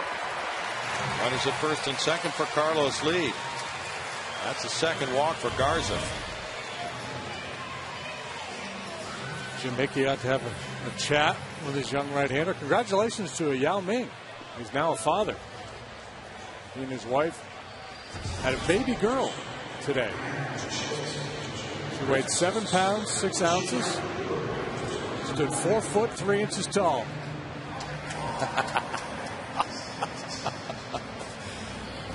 Was she born in China? She was born, no, she was born here in the States. Okay. Here in Houston. Her name has not been announced. Okay. Jim Hickey with that trip to the mound now comes back. And it's first and second, nobody out with Carlos Lee, 1 for 2, a double to left in the 4th inning.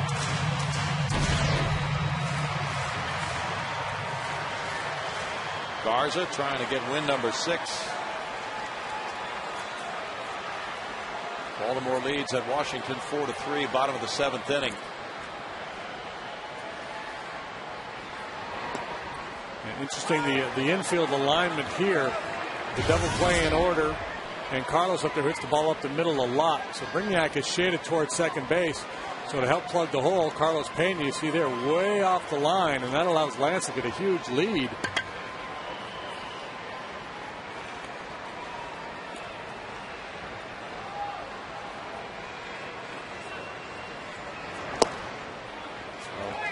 It'd be difficult. Relatively slowly hit ground ball to turn 2 because Lance should be able to get a piece of middle infielder.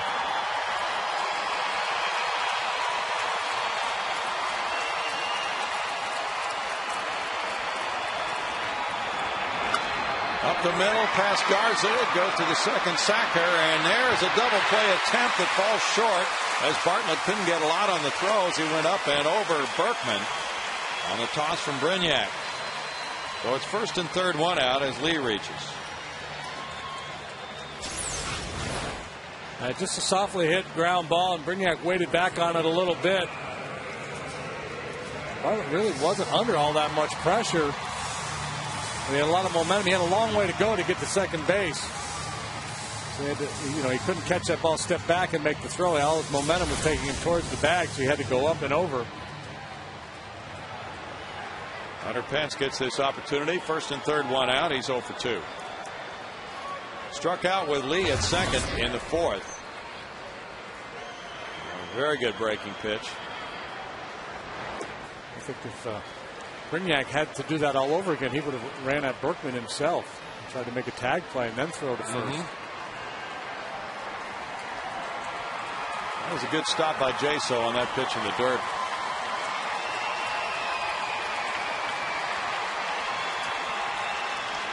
Cincinnati leads at Cleveland 7-4 in the top of the 9th inning.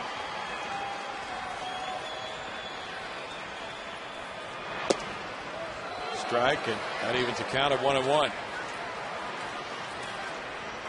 The Astros have hit .205 in their last 9 home games.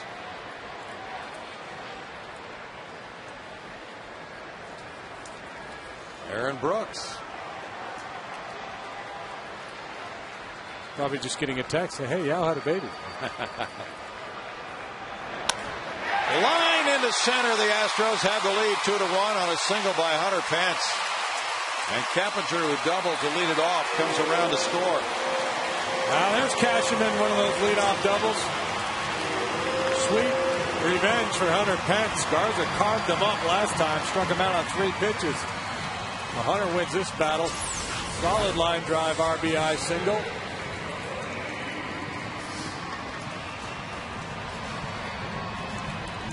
He's the club leader with 17 runs batted in as of that one. And Feliz follows. Feliz hit a fly ball to left and a ground ball to shortstop.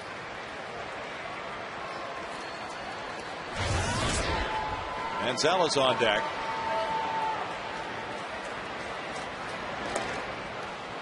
Strike 1 for Garza.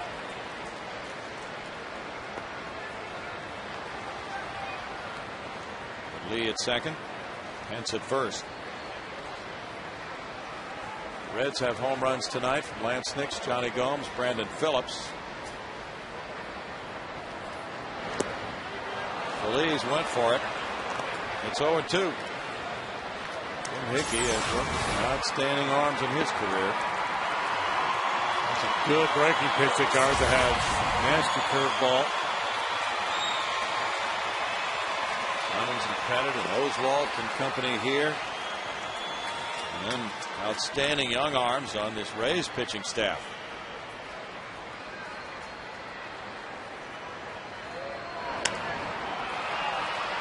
Second baseman Brignac. Yeah, they've got a bunch of young guys who aren't very old and are in the primes of their careers, so should be able to keep this group together for the most part. Garza's 26. Price is 24. Dave Martinez is on the left there of Joe Madden, his bench coach. Ed Shields is the senior man at 28 in their rotation. Wow. Tommy Manzella has fouled out and struck out. They got the closer Rafael Soriano in a trade over the winter from the Braves. Upstairs, ball one. Shields 28, Neiman 27, Price 24, Garza 26, Wade Davis 24. Young, talented rotation, and really inexpensive too. Yes.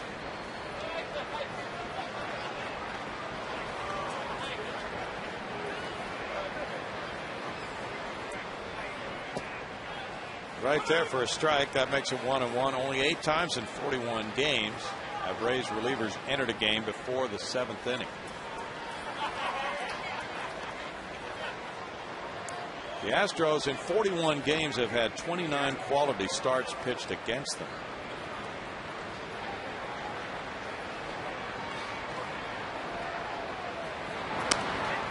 It's been a battle for every run, every base for the Houston offense this year. 1 ball, 2 strikes. And yet tonight, Brad Mills' club has really fought off a lot of scoring opportunities for the Rays and leads it now 2-1. First lead for the Astros after being shut out last night, 4-0 by the Rockies. Ubaldo Jimenez and 2 relievers. This one does trickle by, but not very far behind Jaso. 2-2. A little tendency to rise up, to hit that backside instead of dropping it straight down and closing up that 5-hole between his legs. Watch how his butt comes up. Yeah. Sit it down.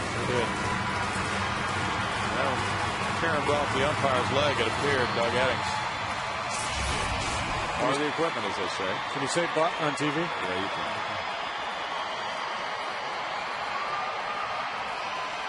Philadelphia leads Boston 5-1, headed to the 9th at Philly.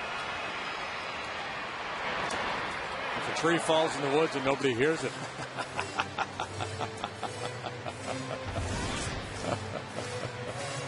79 pitches for Garza. The Rangers lead the Cubs 2-1 in Texas. Top of the 6th. Colby Lewis pitching for the Rangers. He's been pitching great. He has. He was in Japan last year. Line drive, right field line, foul. Ah, that would have been sweet. We scored 2. Manzelo's been hitting more line drives. Watch it. Good approach for Tommy right there. Try to get on top and hit the ball hard the other way. Wednesday night, he hit 3 line drives and 4 at-bats against Colorado. Garza now up to 80 pitches with those numbers.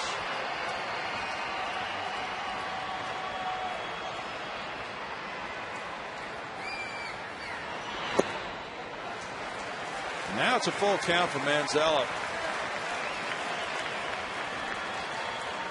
Garza wants another baseball. The Astros hitters really battling here in this inning. Keppinger worked the count 2-0 and then double. Kirkland walking on 4 pitches. Pence, a nice line drive on a 1-1 count to drive in the run. Runners will be moving.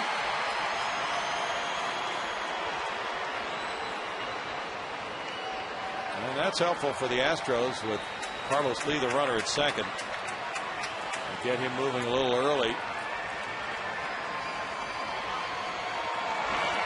That's ball 4. Manzella draws the walk, his 7th of the year, to bring up a bases loaded situation for Kevin Cash. 3rd walk for Jim Hickey's right-hander Garza. And Garza really not showing a lot of confidence in his fastball there in that situation with Tommy Manzella up 3-2.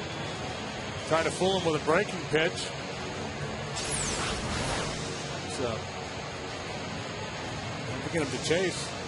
It's fine. You're out of the inning, but a little bit surprised, as good as his fastball is, that he wasn't willing to challenge Manzella there.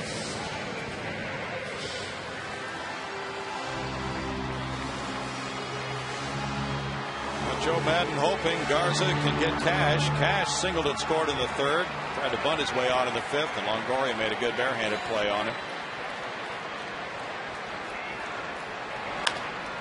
Grounds this one to third. Longoria steps on the base for the force on Pence. And the Astros get 1 run, 2 hits. They leave 3 through 6. It's 2-1 Houston.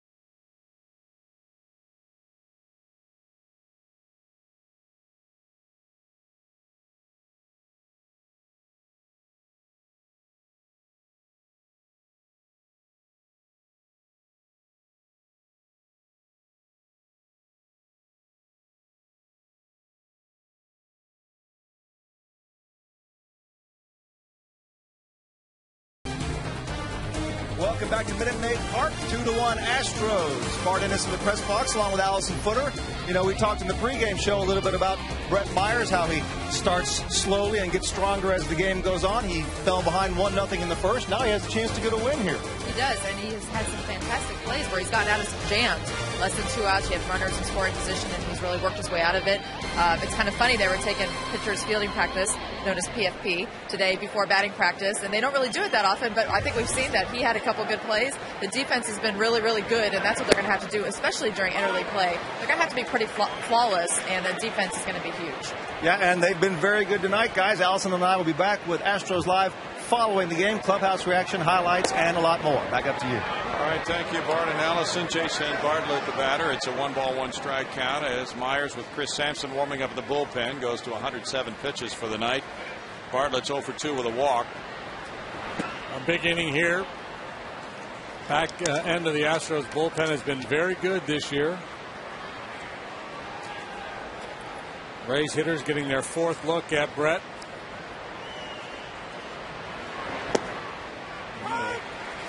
Generally, statistics will bear out that batting average against in these situations goes up significantly.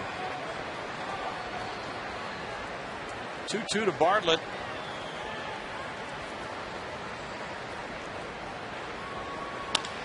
Around the shortstop. Manzella to Berkman. 1 out. Our extraordinary play is brought to you by Land Rover. And it's Brett Myers. Allison Footer was talking about the pitchers working on their fielding. Well, plays don't have to be fielded. That's especially nice. Good pickoff of Longoria.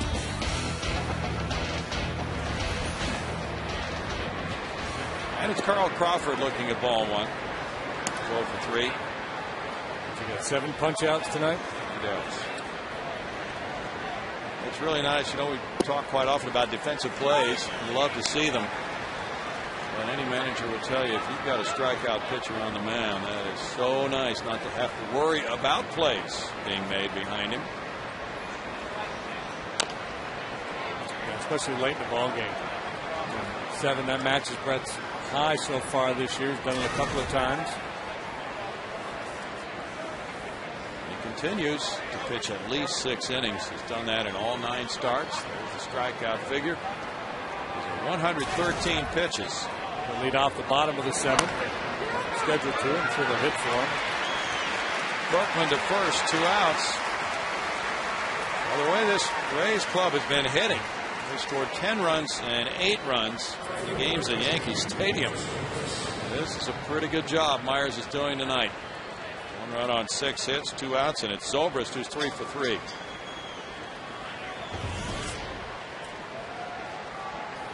Myers threw 124 pitches in that game here against Arizona on May 5th. They had no decision, giving up 2 runs in 7 innings.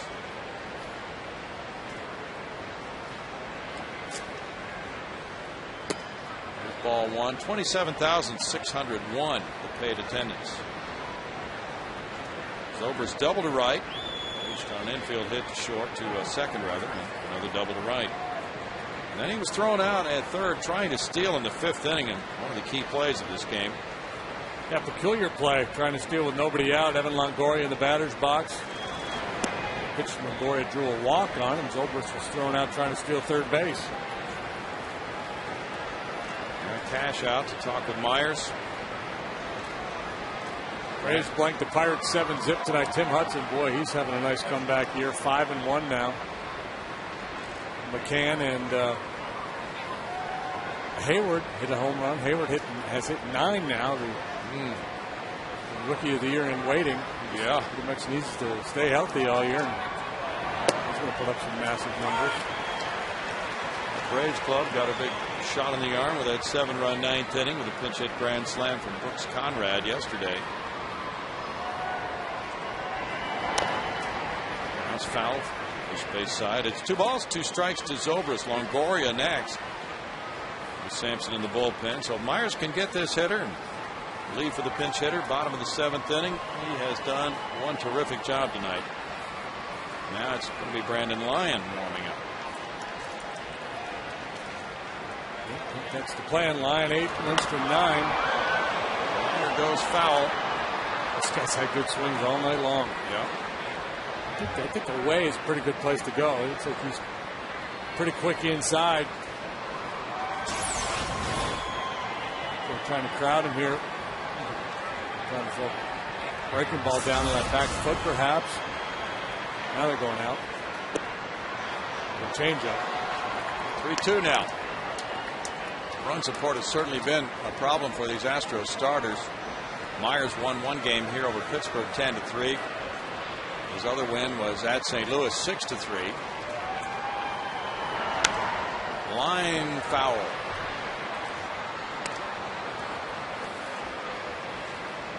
Roy Oswalt is 2-6 with a 2.66 ERA. Wandy Rodriguez, tomorrow night starter, 2-5 with a 4.30. Myers trying to skirt his record at 3-3. Grounded, and Berkman comes up with it. Tossing to Myers. Excellent play by Berkman. It's a 1-2-3-7 for Myers. 121 pitches, and it's 2-1 Astros.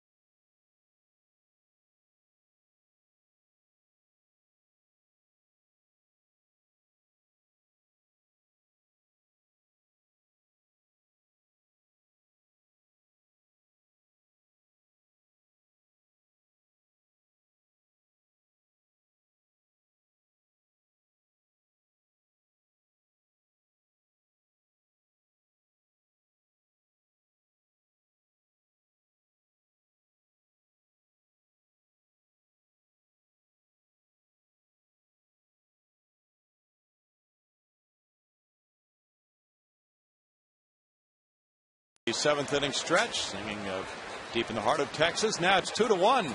Deep in the Heart of Texas with Corey Sullivan pinch hitting for Brett Myers, who threw 122 pitches tonight. In 7 innings, he allowed 6 hits, 1 run. It was not earned. Walking 4, fanning 7, hitting a batter. Very competitive game for Brett Myers. Sullivan tries to get the Astros more offense here against Matt Garza. Sullivan's hitting .211 with no homers, 4 runs batted in. He's had 38 at bats. 5 for 25 as a pinch hitter. Strike to Corey. Astros pinch hitters, 18 pinch hits for the season. Corey with a .200 average in these roles. And a big one in the 8th inning Wednesday, driving in the go-ahead run. Brignac to Pena.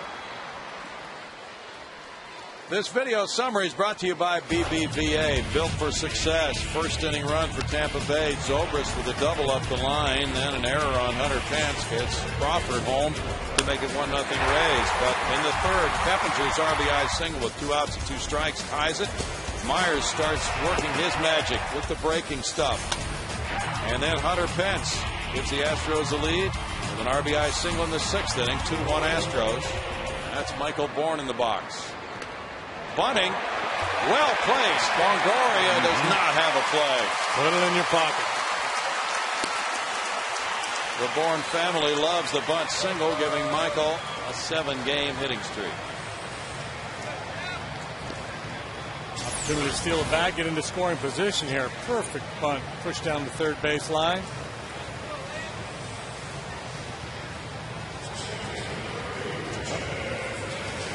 Aaron's pretty excited about that.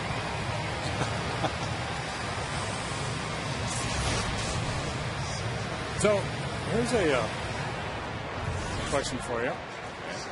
In that game last night, Quintero hit that ground ball to 3rd base. Ian Stewart tried to barehand it, didn't make the play. It was ruled a base hit.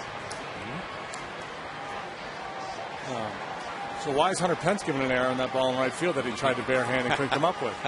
Couldn't you use the same thing? If you can give Pence an error, you could give Stewart an error for not making the play. You always bring up those tough questions. Well, we'll talk further about that. There's strike 1 to Jeff Keppinger. Keppinger's 2 for 3 with an RBI and a run scored. By the way, that was the 4th bunt hit of the year for Michael Bourne. Well, you talked about at the time the fact that if the fielder tries to barehand a ball and didn't have to, it's usually ruled a hit. But that one might have been reviewed by the Major League Review Scoring Committee. Michael goes. Here's the throw. He steals it. Well ahead of that throw from Jaso. That's number 15 of the year.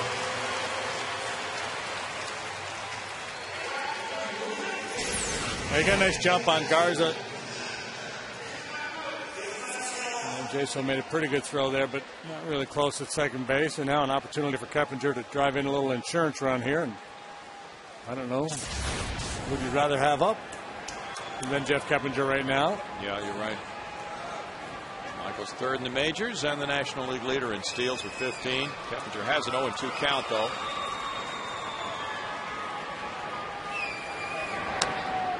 And fouls that one away. Yeah, had that been the only hit of the game, and had the official score not changed his mind, it still could have been reviewed by the Major League Baseball scoring committee and could have been changed.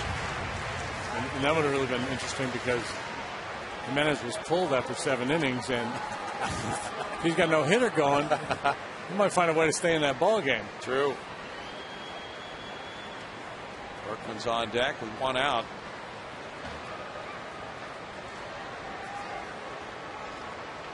The Rays really shortened up in the outfield here. 2 strikes for Keppinger. Bourne takes off for 3rd on the grounder, and Bartlett handles out number 2. It could be a factor because there have been a lot of balls thrown in the dirt by Garza.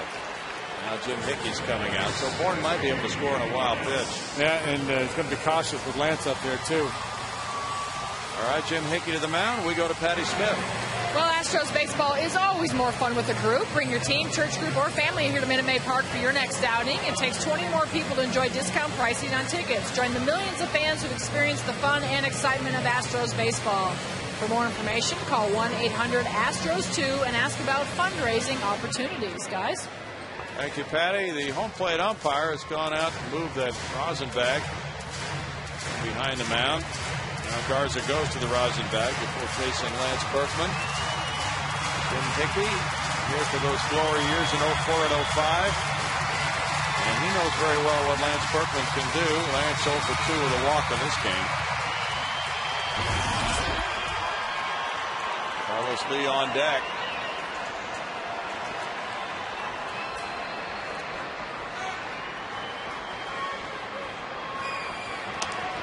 Popped up. Brignac comes in. And in the 7th inning, it's no runs, a hit, a man stranded at third. It's 2-1 Astros.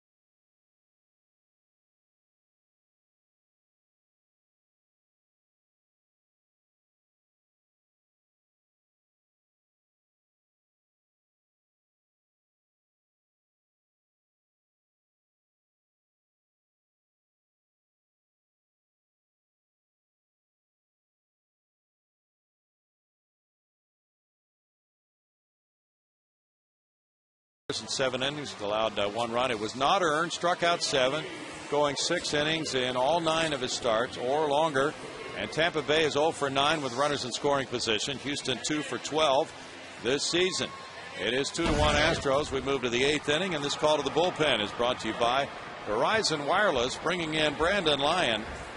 And Lyon comes in with the narrowest of leads to face Longoria, Pena, and Jaso in the 8th inning. A tight ball game, and Lyon got a win his last time out Wednesday against Colorado with a scoreless inning. Gave up a couple of hits in that inning.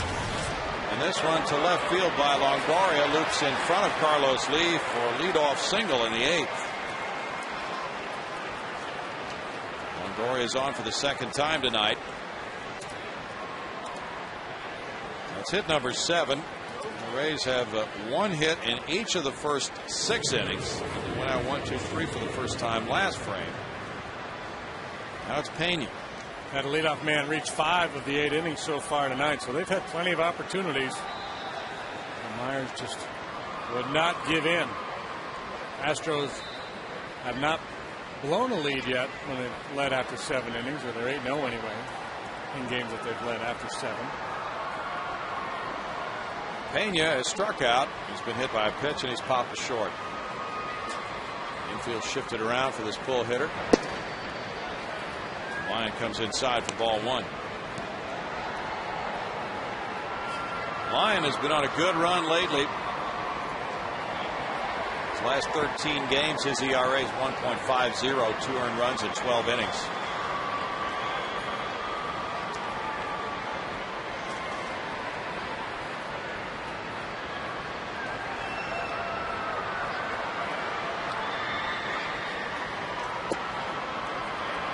It's 2-0 to Pena.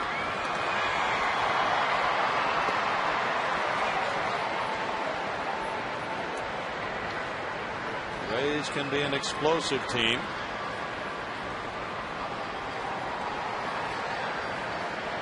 Last year they were 5th in runs scored in the American League, currently ranking 2nd. Dangerous pitch coming here. 2-0 pitch for a very dangerous hitter.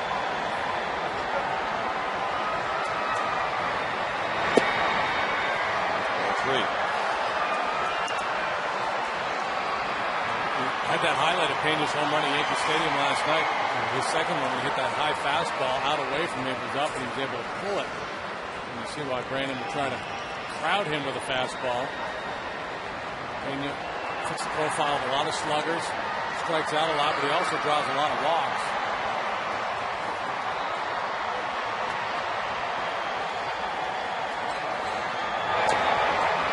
Hacking, of course, on 3-0 and fouls it.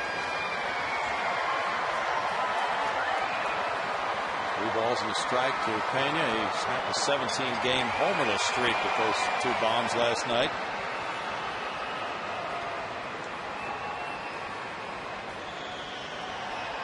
Only a handful of players have hit more homers than this man since 2007. Ryan Howard, Prince Fielder, Adam Dunn, A-Rod, and Albert Pujols.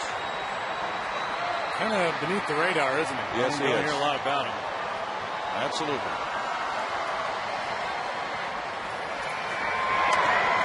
He cut in on his hands and he fouled it. Do not want to let him get extended. Brandon's continuing to work up and in on him.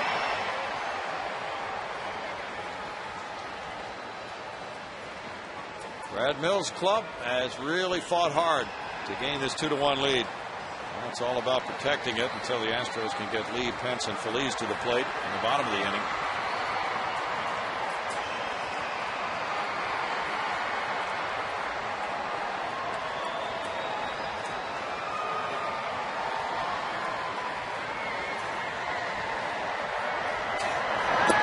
And a strikeout for Lyon. Very big for out number 1 here in the 8th.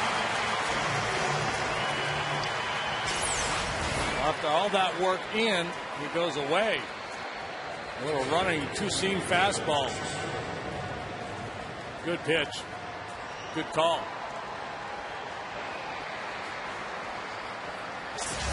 John Jaso has walked twice and grounded out.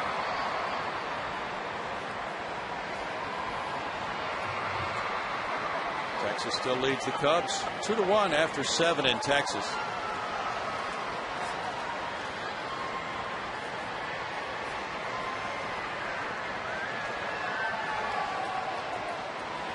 Willie Ibar comes out to the on-deck circle.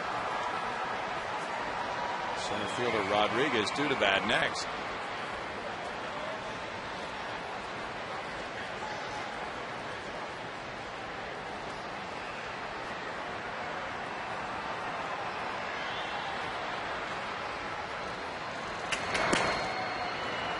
That's ball 1 to Jaso. Leads 5-3 at Washington after 8. Adam Jones has his 4th home run for the O's. Willie Harris, number 4 for the Nats. It's the Beltway battle there in Washington. Some young faces on this Tampa Bay club, but talented. They can't fall asleep on Longoria over there. He doesn't steal a lot of bases, but he's been very efficient. 23 steals, 2 times caught in his career, 9 for 9 last year.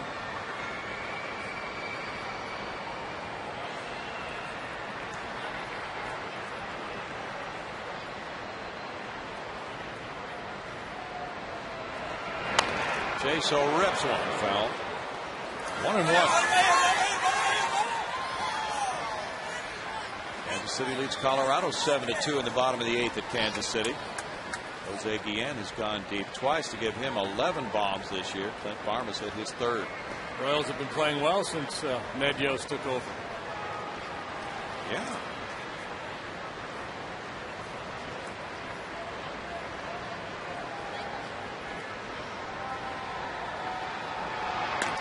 Works on the base runner Longoria, who's 7 out of 9 in stealing, but he got picked off in the 5th by Myers. Yankees are shutting out the Mets 2-0 bottom of the 9th.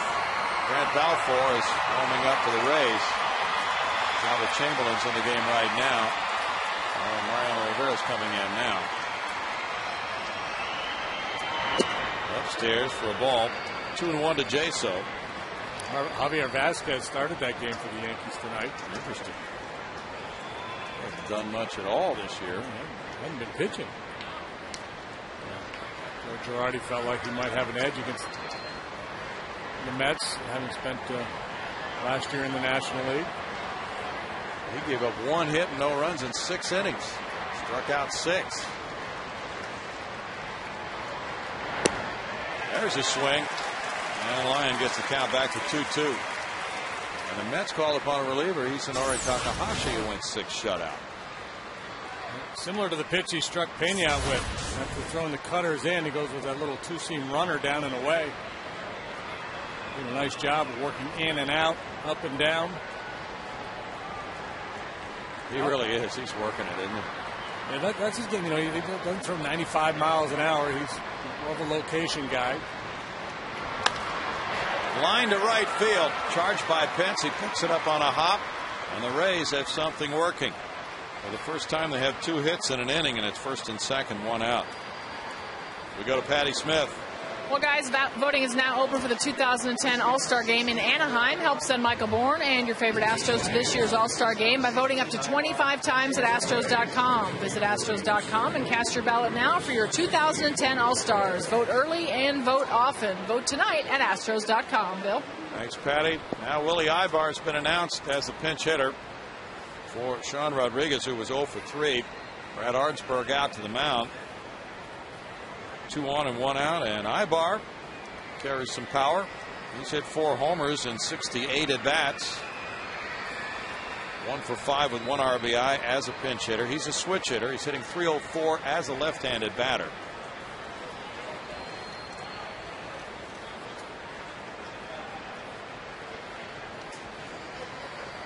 Ibar, 27 years old.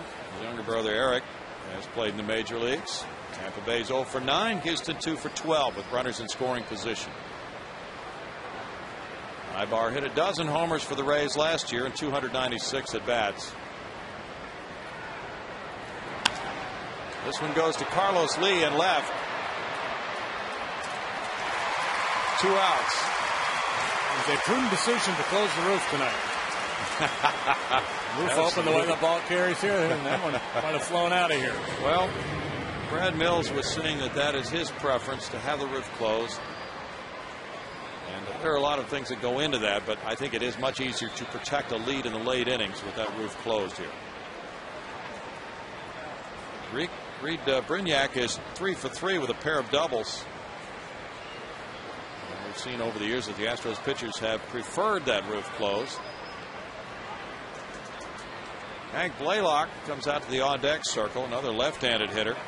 The pitcher spot due up next.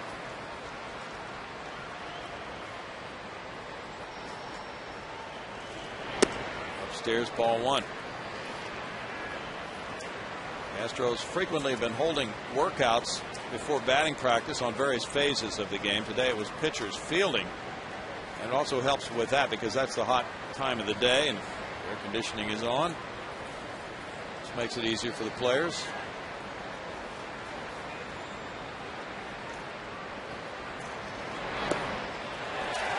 1-1 to Brignac.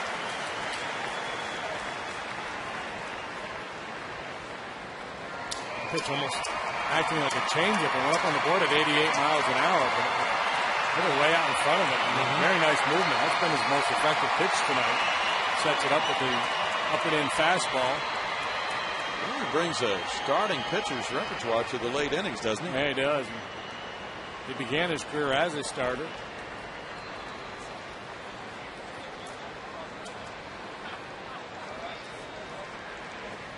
Brandon now 30 years old. He pitched 65 times for the Tigers last year and had a 2.86 ERA in the American League. Used to be able to say that about just about any major league pitcher, that he began his career as a starter, at least in college and low minor leagues. But now guys come out of college as closers or relief pitchers and stay in that role their entire career.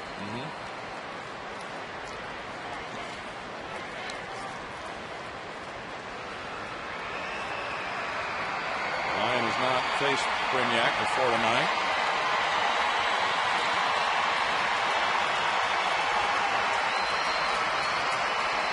dropped the Devil from the Devil Rays. Now they're just the Rays.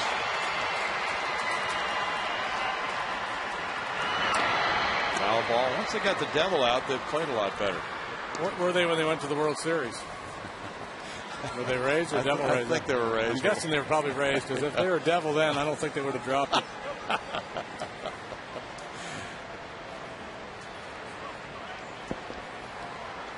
Still 1-2. What a team they've been away from Tropicana Field. 17-4.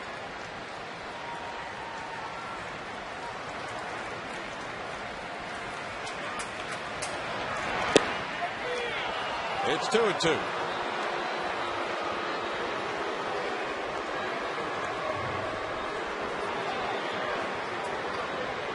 This interleague game has a real tense feel to it, with all the base runners the Rays have had, who have scored only 1 run, with 8 hits, 4 walks, a hit batsman.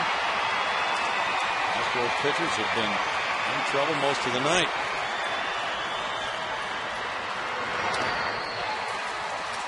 Just got a bat on it and fouled it. The pitch had some good action, but Brignac got his hand through quickly enough. Well, the pattern has been to follow that with that two-seamer going down and away. See if he goes back there one more time or takes another shot inside.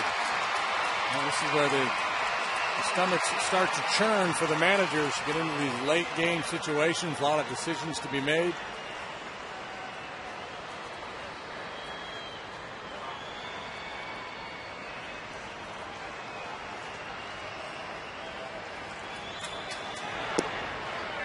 Wow. And he went back there again. Brignac able to lay off, though. Brignac has had quite a night for himself. 3-2 now. Yeah, that's, you know, and Cash out to talk to line, because what happens is if you're having success with a pitch and you're getting hitters to chase it, and then you have a guy take one the way he just did, just kind of spit on it like, now I saw that coming all the way. You know, you think, okay, he's seeing the ball real well. He's going to be a little tougher to trick than the other guys.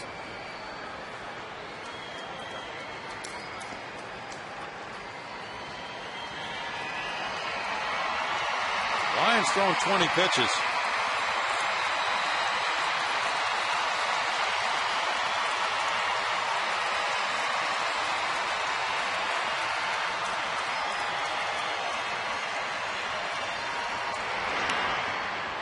And he just fouls another one.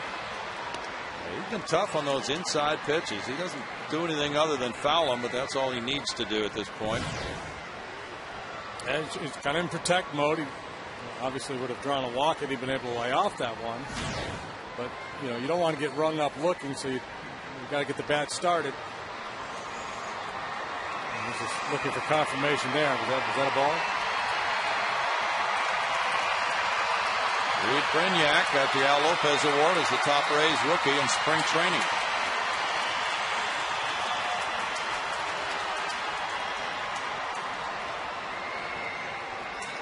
Rays club has bolted out of the gate.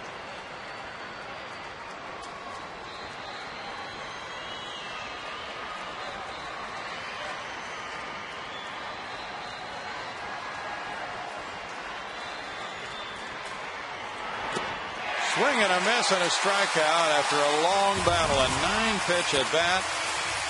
And the winner is Lyon. The strikeout number 2. No runs, 2 hits, 2 left. Brandon gets a K. The Astros still lead 2-1.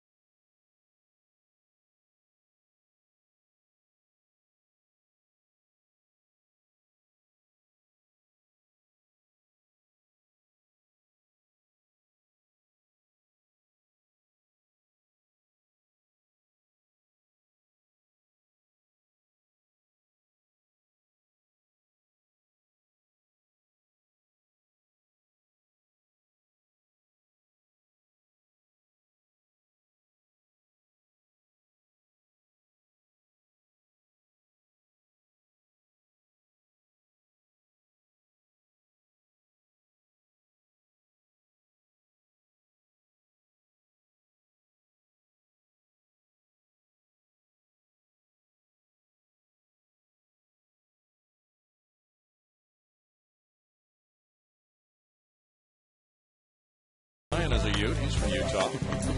And he got a big strikeout, JD, to keep the score at 2-1. Oh, he did. Nothing has come easy for Myers and now Lyon tonight, but they've really battled, made big pitches when they needed them. B.J. Upton is jumping in center field. He just went into the game. After Ibar pinch hit for Rodriguez. Now it's Carlos Lee. He has a double in 3 trips. And Garza has thrown 91 pitches. At the end of the bat for strike 1. See how sharp Garza is as he works his 8th inning after a lengthy top half of the inning. Chance for him to stay in the game, maybe get a win, because his spot comes up first in the 9th.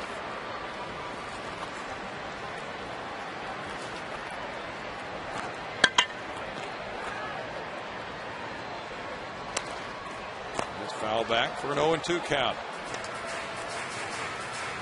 Hank Blaylock was out in the on-deck circle when the inning ended, so he'll likely get that at bat. Joe Madden knows that Brad Mills is going to come with his closer, Matt Lindstrom, the right-hander.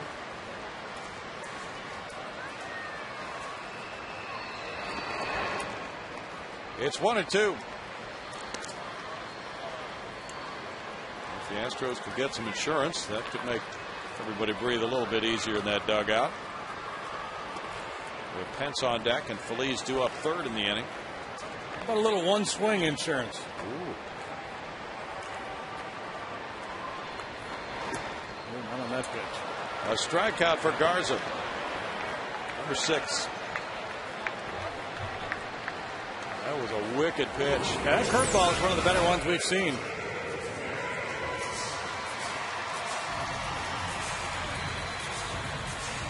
Some curveballs are big, but they're somewhat loopy. That's a power curveball. A lot of break to it, but it's not a soft floater. I mean, it's got some serious bite to it. Hunter Pence had the RBI single in the 6th inning, which gave the Astros a 2-1 lead. Puts it ball 1. It's Pedro Feliz on deck, and Lindstrom warming up in the bullpen for Houston. Minnesota is annihilating Milwaukee 15-0 in the 7th.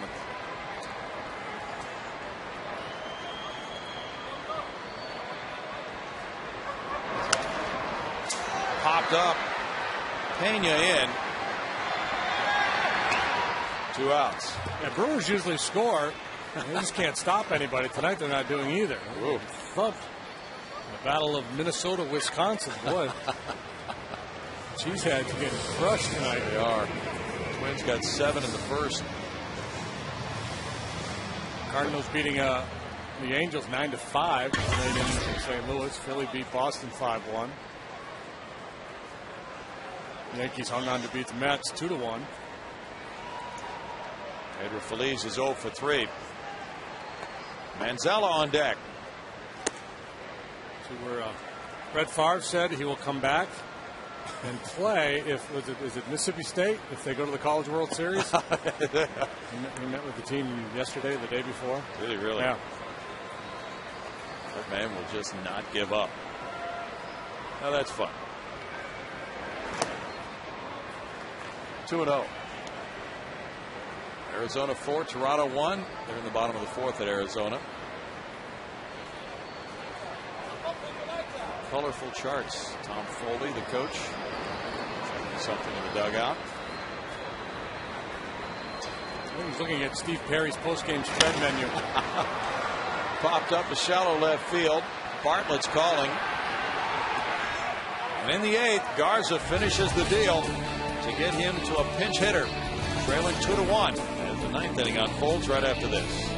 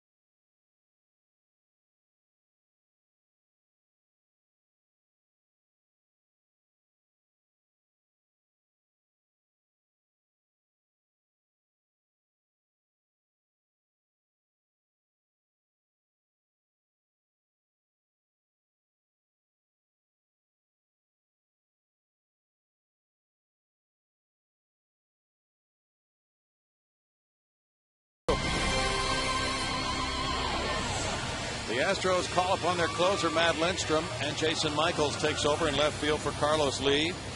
Lee 1 for 4 tonight.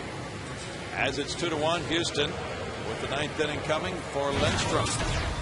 Well, Matt working for the 19th time. He's 1-0. He's perfect in save opportunities. 9 out of 9 with a 1.47 ERA. He's only walked 4 while striking out 15 and 18 in a third.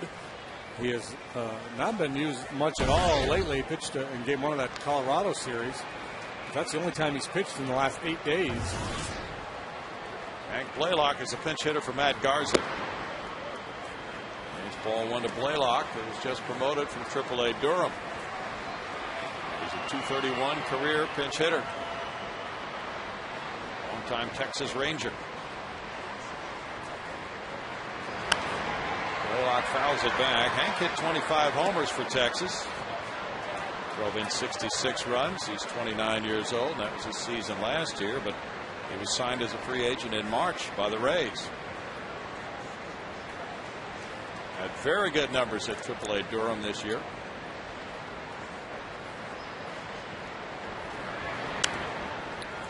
The numbers tell you that you're doing Matt Lindstrom a favor by sending a left-handed bat up there. Lefty's hitting just 167 off him. Right-handed batter's 333. Interesting. Blaylock went 2 for 5 on Monday against Cleveland. For his first hits as a Ray. Here's his breakdown. 285 against righties. And he grounds one slowly. Keppinger in. The flip to Berkman. 1 out.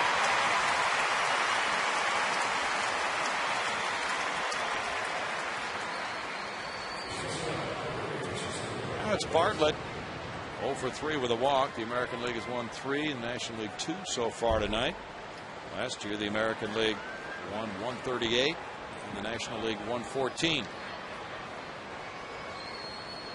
The American League has a pretty good advantage since interleague play began. Line to right center field. Michael Bourne will go back to try to hold him to a single, and he does on the hit by Bartlett. Just had a feeling it was going to be a 1-2-3 inning. The way tonight is gone. It's hit number 9. First one for Bartlett. He drew a walk in the first. And then was 0 for 3 until that swing of the bat. Now here's the scenario. Carl Crawford, the Houston native, comes up. He's 0 for 4 in this game. Scored a run in the first inning. That was. It's a two-seam fastball, 96 miles an hour. That's moving like a splitter or a changeup or something. Just crazy movement. It really was crazy. Just reached out and tapped it foul. Crawford's hitting .341 on the road to lead the Rays. This is the 3rd time he's played in this ballpark. He played once in an interleague series and then also in the 2004 All-Star game here. That's a foul tip. It's 0-2 for Lindstrom. Carl Crawford with his speed has yet to ground into a double play this year.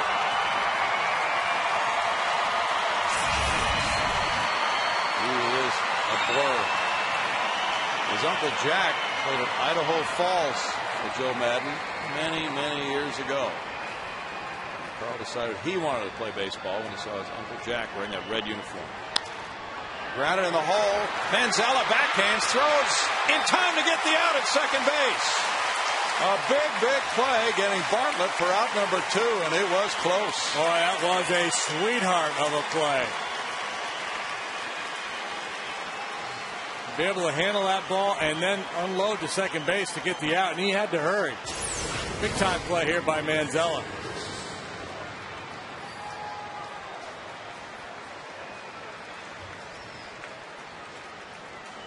Kind of stubs his toe but rights the ship, throws back across his body. They thought hit, but no. Force play from 6-4. Very well done. Now Zobrist. Crawford may be running. It's strike one. Zobrist has 3 hits tonight. And 2 of them doubles. And Crawford's going to score on a double. Astros outfielders are playing very deep to try to take away an extra base hit. Zobrist has a double in his only career at bat against Lindstrom.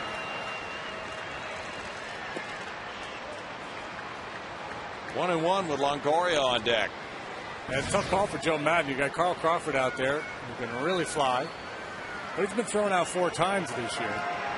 And you've got a guy in the box who's having a real nice night at the plate.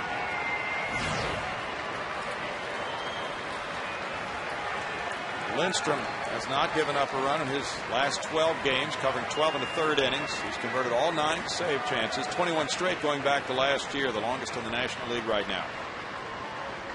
Runner goes, and no throw. A stolen base for Crawford gets him into scoring position.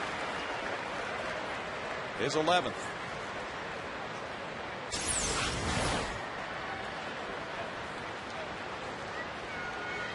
Yeah, I like the play.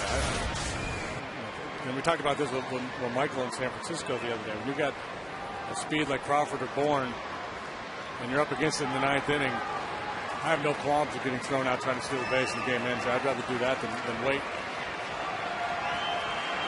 Pitcher's called a ball, huh? Yes, it was. Yep. Ball 2. Now ball 3. Crawford is 82% base stealing in his career. 3-1 to Zobrist. And with that man's speed, it won't take an extra base hit to score him.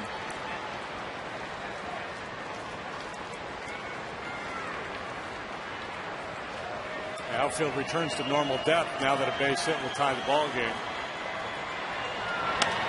Fly ball, Hunter Pence in right. That's a win for the Astros. What an effort by Myers, Lyon, and Lindstrom, winning it 2-1 to beat the team with a 30-11 record and a 6-game winning streak. Lindstrom gets his 10th save in as many tries. Myers goes to 3-3 with a hard-fought win. Hunter Pence winds up with a game-winning RBI, that 6th inning single. It was time to really get it done there, especially after that stolen base by Crawford, JD.